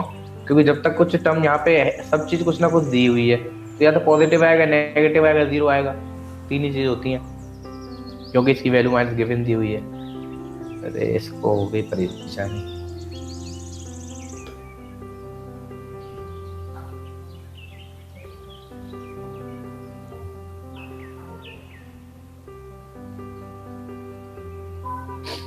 करो भाई सॉल्व क्वेश्चन को, एक एक स्टेप मुझे बताओ, जो बच्चा करता जाए। अनन्या खैर से, अनन्या बताओ क्या कर रहे हो आप? Yes sir. Darshan Gupta ji, break कर लिया इसको, कैसे कैसे ब्रेक करा, दो डिटरमिनेंट में कैसे ब्रेक करा ये बताओ। सर पहले 1 1 1 सर, जो मतलब कंबाइंड टर्म्स हैं उनको अलग करा, वो फर्स्ट कॉलम में लिखा है और बाकी दोनों को रिपीट कर दिया। फर्स्ट कॉलम में नहीं लिखना, जिस कॉलम में है उस कॉलम में लिखना है, थर्ड कॉलम में है तो थर्ड कॉलम में ही लिखना है आपको। ओके। और जो दो कॉलम रिपीट, जो कॉलम जो ऐसे हैं उनको ऐसे ही रखना है। कैसे? जैसे इस वाले की मैं बात करता हूँ जी, पहले ये दोनों शुरू के दो कॉलम रिपीट, जो कॉलम जहाँ है वैसे उनकी पोजीशन चेंज नहीं करनी, इन दोनों को ऐसे ही रखा, जिनको ब्रेक कर रहे हैं उनको ऐसे लिखा। हाँ जी Darshan Gupta. Yes sir. x y z x square y square z square z x cube y cube z cube. पहले बताओ क्या सब बच्चों ने इतना तक ब्रेक कर लिया? Yes sir. Yes sir. अब आप ही काम करोगे, मैं आपसे बस कहूंगा इस वाले डिटरमिनेंट को थोड़ी देर के लिए ऐसे ही लिखा रहने दो, नीचे लिख दो सेम, पूरा लिखने की जरूरत नहीं है, ऐसे लिख दो सेम प्लस। अब इसमें से देखो पहले कॉलम में से कुछ कॉमन आ सकता है, इसको क्यों सेम लिखा, मेरी बात एक्स कॉमन आएगा। हाँ एक मिनट मेरी बात सुनना, इसको कॉमन, इसको मैंने ऐसे ही क्यों लिखा, क्योंकि देखो ना तो इसमें से एक्स कॉमन आ सकता, ना इसमें से वाई कॉमन आ सकता, ना इसमें से जेड कॉमन आ सकता, कुछ कॉमन ही नहीं आ रहा, तो इसको अभी थोड़ी देर के लिए मैंने ऐसे ही लिख लिया। अब इसमें से मैंने देखा पहले एक्स कॉमन आ गया पहली लाइन में, तो क्या लिखा मैंने 1 एक्स, इसका क्या मैंने ठीक लिखा है, बताओ। Yes sir. दूसरे में से कुछ कॉमन आ सकता है, वाई, और तीसरे में से जेड, 1 वाई स्क्वायर, ऐसे कॉमन। सबसे पहले आप कॉमन लेने की सोचा करो, अगर कॉमन आ रहा है तो सबसे पहले कॉमन लो, रो और कॉलम ऑपरेशन लगाने से पहले। अब मुझे एक चीज बताना आप, यहाँ पे पहला कॉलम क्या है, बोलो। 1 जो यहाँ पे पहला कॉलम है वो यहाँ पे थर्ड कॉलम है, जो यहाँ पे फर्स्ट कॉलम है वो यहाँ पे फर्स्ट कॉलम है, जो सेकंड है यहाँ पे फर्स्ट है, जो यहाँ पे थर्ड कॉलम है वो यहाँ पे सेकंड कॉलम है। मतलब कि सेम चीज लिखी हुई है, बस पोजीशन चेंज है कॉलम की, बस ऐसे ही थी है ना, सेम चीज है। देखो ऊपर वाली बस पोजीशन है चेंज है बस। और क्या मैंने आपको ये वाली प्रॉपर्टी बताई थी, जब किसी भी दो कॉलम की अगर हम पोजीशन चेंज करते हैं तो माइनस का साइन बाहर आता है। क्या मैंने ये वाली प्रॉपर्टी बताई है आपको? Sir second property. हाँ जी सेकंड प्रॉपर्टी।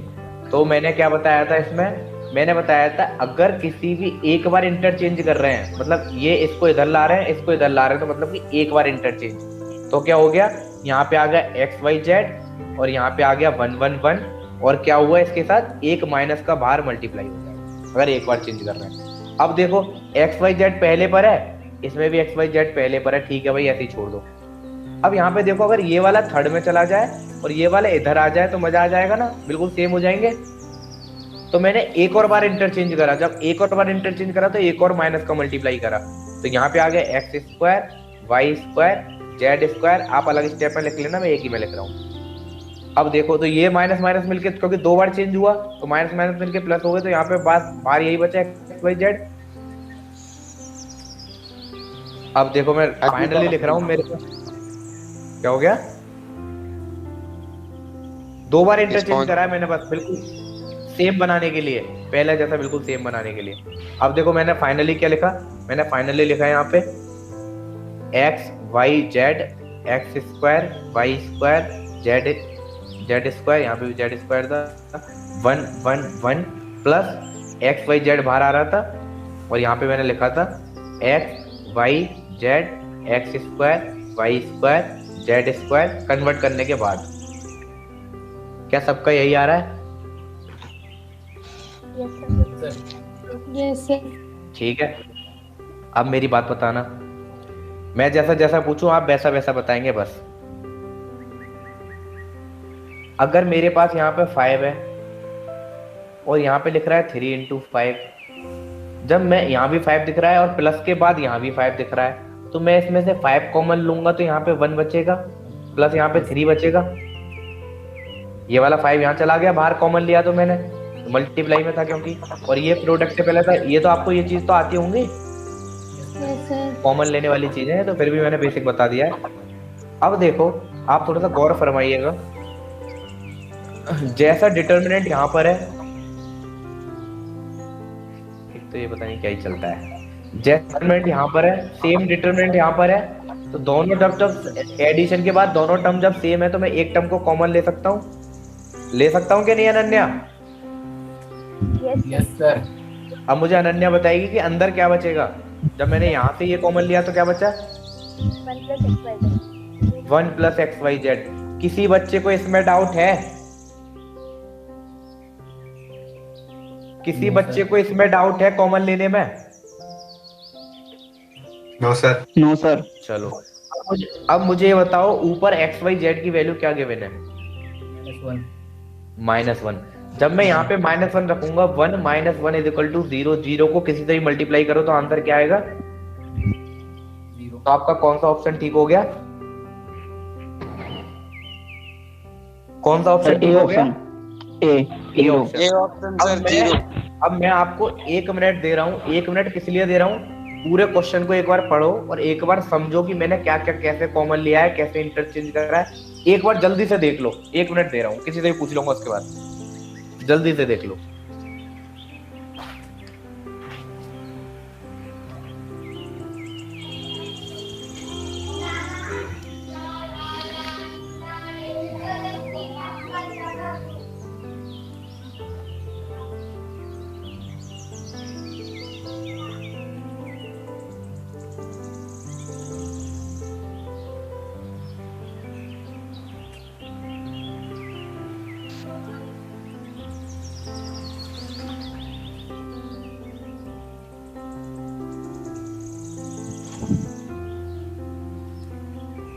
देख लिया सभी ने?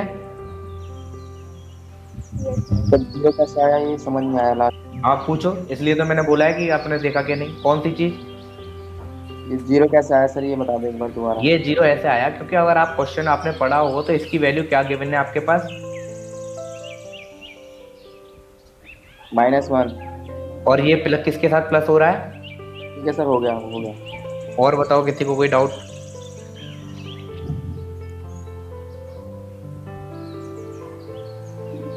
सिस्टम ऑफ इक्वेशंस के सारे क्वेश्चन असाइनमेंट नहीं है। किस चीज के? किस चीज के? सिस्टम ऑफ इक्वेशन के डीपीपी में आपको एक भी असाइनमेंट नहीं मिलेगा। आपको या तो आपका जो मैथ का मटेरियल मिला है उसमें मिल जाएंगे सिस्टम ऑफ इक्वेशन के, या फिर जो असाइनमेंट 2 असाइनमेंट गिवन है, एक हैंड राइटिंग में और एक आपका प्रिंटेड वाला, दोनों में उनमें मिलेंगे क्वेश्चन। तो आपको वहां से करने सबको है। नहीं मिल रहा हो तो मुझे पर्सनली मैसेज करना, सर मुझे क्वेश्चन नहीं मिल रहे, मुझे बताओ कहाँ से करने, तो मैं बताऊंगा आपको कहाँ से करने, पर कल सबके पास होने चाहिए। अगला पॉइंट, अगली property,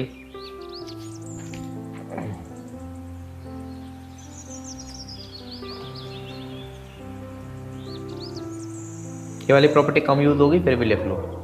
if by putting, mic off कर लो, किसी का माइक ऑन रह गया। x is equal to a, if by putting x is equal to a, the value of determinant, the value of determinant becomes 0। मतलब कि अगर मैं x की जगह a डाल देता हूँ, a मतलब कोई भी कांस्टेंट डाल देता हूँ, और जो हमारे पास गिवन डिटरमिनेंट है उसकी वैल्यू 0 हो जाती है, देन x माइनस a, इधर x को a इधर ले गए, x minus a is a factor, is a factor of the determinant. और डिटरमिनेंट का फैक्टर क्या लाएगा? फॉर एग्जाम्पल मुझे पूछ रहा है find the factor of given determinant. Determinant क्या दे रखा है? 2x 6 9। इसका मुझसे फैक्टर पूछ रहा है। तो सबसे पहले फैक्टर्स की डेफिनेशन सुनना, मैंने क्या लिखी है? x की ऐसी वैल्यू पुट करूं जिसपे डिटरमिनेंट की वैल्यू 0 बन जाए। x की ऐसी वैल्यू पुट करूं जिसपे डिटरमिनेंट की वैल्यू 0 बन जाए, तो मुझे जो x माइनस a होगा वही उसका फैक्टर होगा। तो पहले इसका डिटरमिनेंट कैलकुलेट करो और देखो कहां पर 0 बन रही है, मतलब डिटरमिनेंट इक्वल टू 0 करो, x की वैल्यू निकल के आएगी।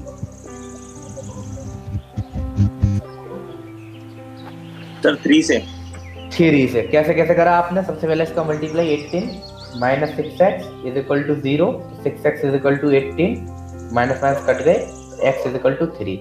तो x इज इक्वल टू 3 पे इसकी वैल्यू 0 होगी, पर उसने पूछा फैक्टर को किस फॉर्म में लिखेंगे? x minus 3, x minus 3 is the factor of this determinant. ठीक है, ये मैट्रिक्स का साइन बना दिया मैंने, डिटरमिनेंट का साइन बना लेना। ठीक है, ये वाला पॉइंट क्लियर हुआ? Yes sir. ये वाला 2/2 में क्या है? ऐसे 3/3 में भी पूछ सकता है, तो 3/3 का फॉर्म करने में टाइम लगेगा, इसलिए मैं डायरेक्ट बस आपको समझाने के लिए छोटा सा एग्जांपल लिया।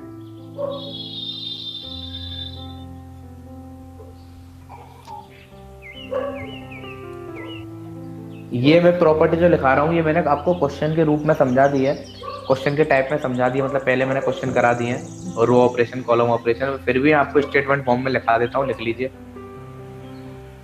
यही है मेन तो प्रॉपर्टी, और तो सब बकवासी है। द वैल्यू ऑफ डिटर्मिनेंट, मेरे साथ साथ लिखो, is not changed by adding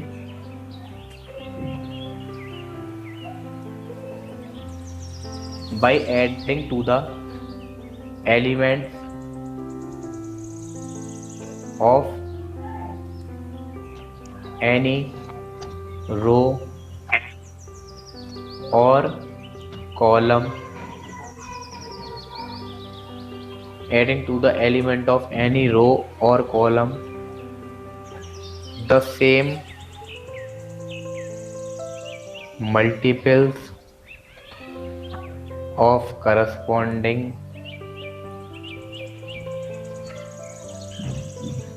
terms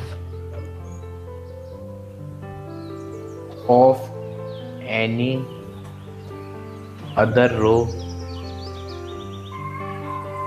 or column.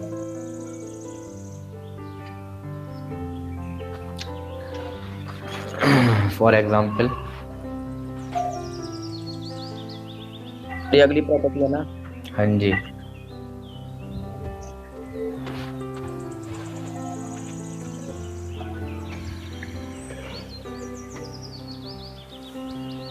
मतलब कह रहा था value of the determinant is not change, determinant की वैल्यू चेंज नहीं होगी। कब?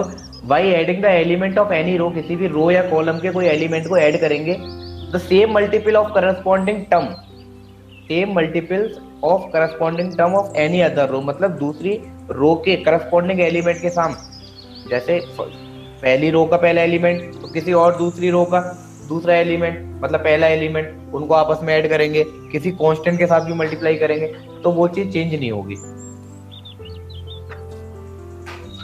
तो ठीक है, जैसे मैं फॉर एग्जांपल आपको स्टेटमेंट फॉर्म में लिखाऊंगा, चलो कोई नहीं समझ लेना, मैं आपको क्वेश्चन कराऊंगा तब ज्यादा क्लियर होगा। इसके ऊपर मैं क्वेश्चन करा सकता हूँ। किसी का डिटरमिनेंट दे रखा है A1 B1 C1 A2 B2 C2 A3 B3 C3।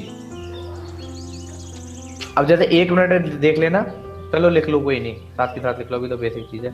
ये रो 1 है, ये रो 2 है, ये रो 3 है, ये कॉलम 1 है, ये कॉलम 2 है, ये कॉलम 3 है। और ये वाली प्रॉपर्टी हम किस लिए लगाते हैं? डिटरमिनेंट को रिड्यूस करने के लिए, उसको जल्दी सॉल्व करने के लिए, जो हमने अभी लगाई थी ना, जब 2 जीरो बना रहे थे हम, वो कर रहे थे, वो यही चीज है। इसी प्रॉपर्टी को ब्रैकेट में लिख लेना ऊपर ही, जैसे 0.3 डाला है ना, यहाँ पे साइड में लिख लेना रो और column operation property, row operation और कॉलम ऑपरेशन प्रॉपर्टी, इससे आपको याद रहे कौन सी है। ये आप ऐसे समझोगे स्टेटमेंट फॉर्म में तो ये प्रॉपर्टी आपको कम समझ में आएगी, पर आप इसके क्वेश्चन करोगे तभी ये प्रॉपर्टी क्लियर हो सकती है।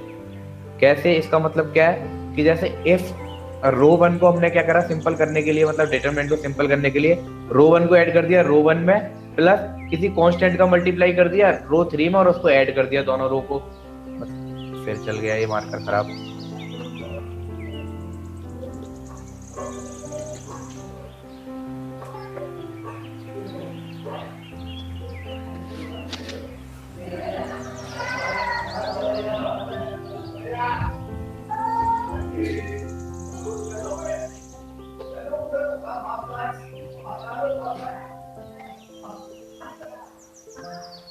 मतलब मैंने क्या करा, अपने अकॉर्डिंग बस मल्टीपल सबका सेम रहना चाहिए। जैसे यहाँ पे किसी कांस्टेंट से मल्टीप्लाई करा दूसरी रो में, क्या करा, पहली रो के पहले एलिमेंट लिए और दूसरी रो के कोई सी भी रो ले लेता हूँ, जैसे मैं 2 ही ले लेता हूँ, उसमें कुछ कांस्टेंट का मल्टीप्लाई करा, या फिर नहीं भी करा, प्लस माइनस कोई भी ऑपरेशन करा, खाली प्लस माइनस, डिवाइड और मल्टीप्लाई नहीं करना है। और किसी भी दो ऑपरेशन से ज्यादा एक टाइम पे लगानी नहीं है। जैसे एक ऑपरेशन ये हो गया, एक ऑपरेशन लगा रहे हो, ठीक है, दूसरा ऑपरेशन एक साथ लगाना चाह रहे हो, लगा दो। R2 = R2 plus lambda R3, जैसे किसी और कांस्टेंट का मल्टीप्लाई कर दिया, इसमें इसको जोड़ा, फिर R2 में रख दिया। एक बार में 2 ही ऑपरेशन लगा सकते हैं मैक्सिमम, मिनिमम 1 लगा सकते हैं। और ऐसे नहीं कर सकते थे कि एक कॉलम ले ली एक रो ले ली, या तो दोनों रो या फिर दोनों कॉलम। यहाँ पे जिस कॉल मल्टीप्लाई करा है जिस कांस्टेंट से, सब उसके करस्पॉन्डिंग सभी एलिमेंट में सेम से ही मल्टीप्लाई होने चाहिए। Division and multiplication not allowed. इनके ऊपर क्वेश्चन करोगे तो ज्यादा क्लियर होंगे, इसलिए कह रहा हूँ अभी क्वेश्चन कराऊंगा 1-2। सर KR2 तो मल्टीप्लाई हो रहा है। हाँ के कांस्टेंट है, मतलब रो 2 में क्या करा उसने, अभी मैं दिखा रहा हूँ इसको, स्टेटमेंट फॉर्म में लिख रहा हूँ। तो हमारा बना क्या, सबसे पहले R1 में क्या डालना है, R1 लो, R1 का पहले एलिमेंट क्या है कोई बताओ, रो 1 का पहला एलिमेंट बताओ। A1 फिर क्या करा, प्लस लगाया, और प्लस लगाने के बाद के का मल्टीप्लाई करा रो 2 में, रो 2 के पहले एलिमेंट में के का मल्टीप्लाई करोगे तो क्या आएगा, K2 तो और वो डालना कहां पर है, रो 1 में। तो देखो रो 1 में पहला एलिमेंट मैंने डाल दिया A1 प्लस KA2, ऐसी सेकंड एलिमेंट का ऐड करूंगा, ऐसी थर्ड एलिमेंट को ऐड करूंगा। और ये प्रॉपर्टी खाली और खाली क्वेश्चन लगाने से आएगी, बिना क्वेश्चन लगाए इस प्रॉपर्टी को नहीं सीख सकते। ये ऐसी प्रॉपर्टी नहीं है कि देख के रट ली और समझ ली, वो चीज नहीं है ये। एक तो क्वेश्चन मैं करा दूंगा और प्रैक्टिस खुद करनी पड़ेगी। और लास्ट एक बार में 2 ही ऑपरेशन लगाना, maximum number of time, minimum 1। जैसे मैंने पीछे वाले में जो ट्रिग्नोमेट्री वाला कराया था उसमें एक ही ऑपरेशन से मेरा काम बन गया था। ऑपरेशन लगाता क्यों, या तो मैं 2 जीरो बनाने के लिए, या फिर कुछ ऐसा बनाने के लिए कि कुछ कॉमन बाहर आ जाए जिससे हमारा और इजीनेस बढ़ जाए। अब देखो इसके ऊपर एक क्वेश्चन कर लेते हैं, थोड़ा सा आपको सोचना पड़ेगा, बस सोचना आपको। ये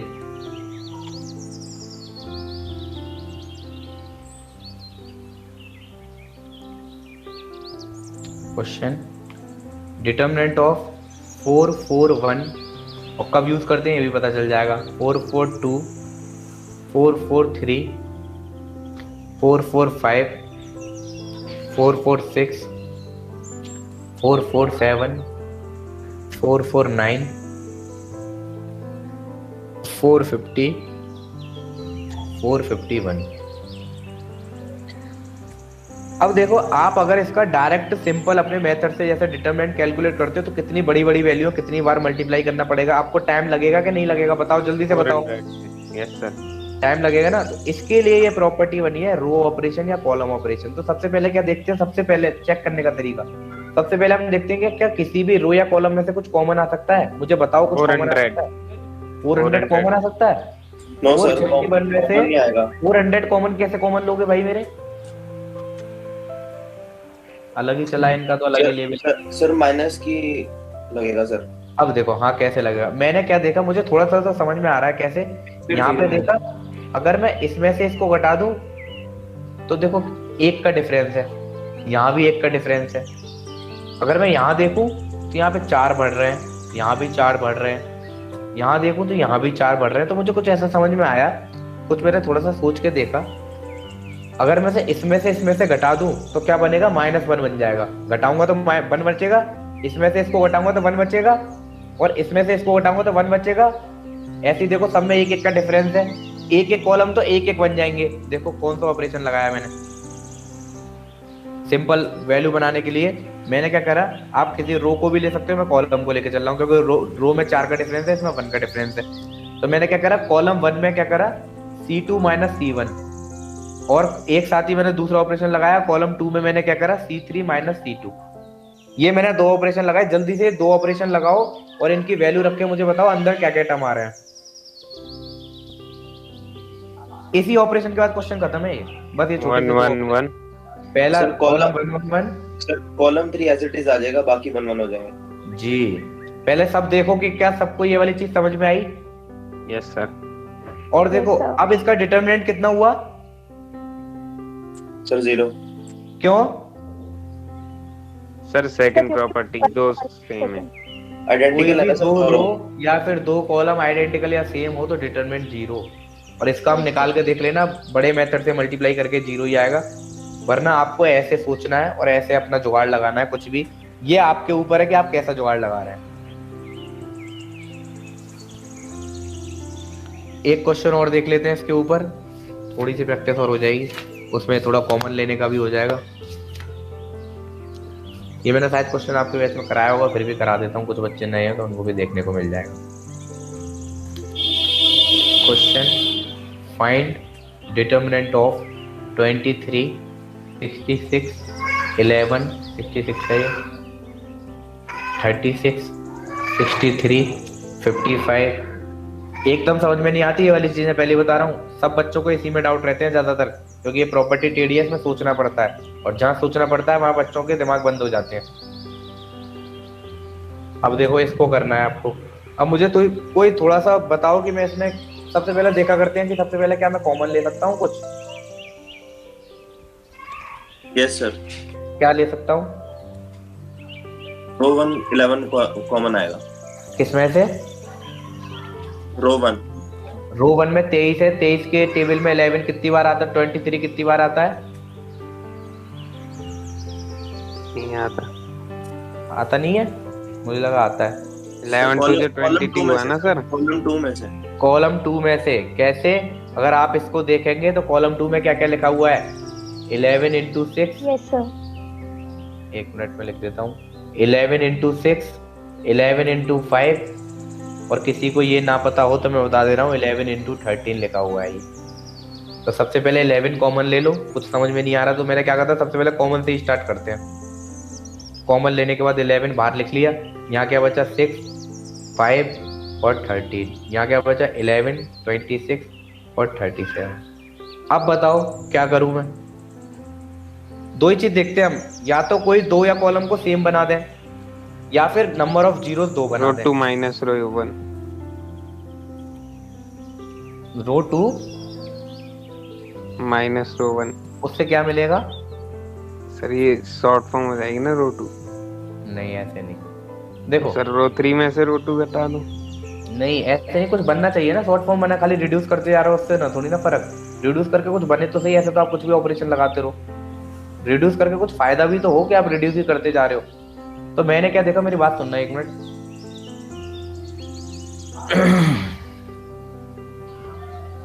अगर मैं 23 में से 11 घटाता हूं तो कितना बचेगा? 12। अगर मैं 36 में से 26 घटाता हूं तो कितना बचेगा? 10। अगर मैं 63 में से 37 घटाता हूं तो कितना बचेगा? 13। 26। और ये मेरा एक कॉलम बचेगा अगर मैं ये कर देता हूँ ये वाला ऑपरेशन। फिर मैं अगर इसमें से 2 कॉमन ले लेता हूँ तो क्या बचेगा? 6, 5, 30। Yes sir. क्या मेरा ये वाला और ये वाला कॉलम सेम हो जाएंगे? Yes sir. जैसे कॉलम सेम, मुझे आंसर 0 मिल जाएगा। तो मैंने यहाँ से क्या करा, मैंने कॉलम 1 में या कॉलम 3 में किसी में भी ऑपरेशन लगाओ, कॉलम 1 में करा कॉलम 1 माइनस कॉलम 3। कुछ ऐसा करो ना जिससे फायदा हो कि बस रिड्यूस करे जा रहे हो। नहीं, सर ने कहा था कि 2 ऑपरेशन लगा सके, एक बार R1 प्लस R1 लगा दिया, एक बार R1 प्लस R2 लगा दिया, एक बार R1 प्लस R3। ऐसे सुबह से शाम तक हो गए, ऑपरेशन लगाए पड़े, कुछ फायदा ही नहीं मिल रहा। भाई ऐसा तो लगाओ जिससे कुछ फायदा मिले। पहले मैंने इसको लगाया तो मुझे क्या मिला? यहाँ पे मिला 12 या 10 या 26 या 6, 5, 13। कैसे नजरिए से होगा सर? ये नजरिया आपको सोचना पड़ेगा। इसके लिए कोई ट्रिक नहीं है। इसके लिए ट्रिक क्या है ना बताऊं? एक ही ट्रिक है जो मैंने अपने टाइम पे फॉलो करी थी और टीचरों ने अपने टाइम पे फॉलो करी होगी। किसी भी बुक के सॉल्व्ड एग्जाम्पल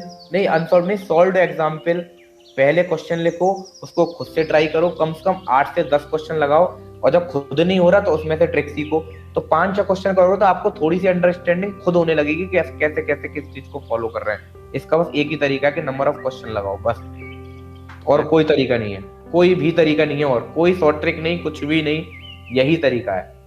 सर कोई बुक बताना जो ये अच्छे से हो जाए।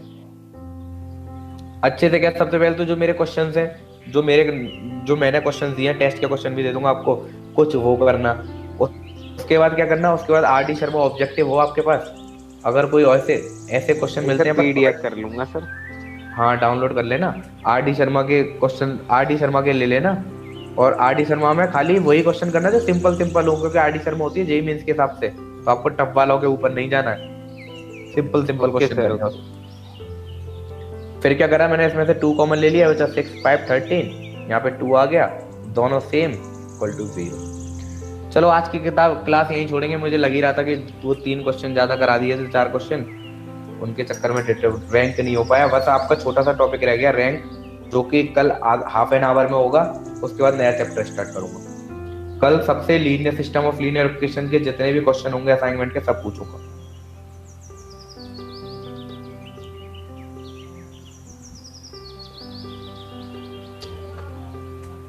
चलो, thank you everyone. Thank you sir. Thank you sir. Thank you sir.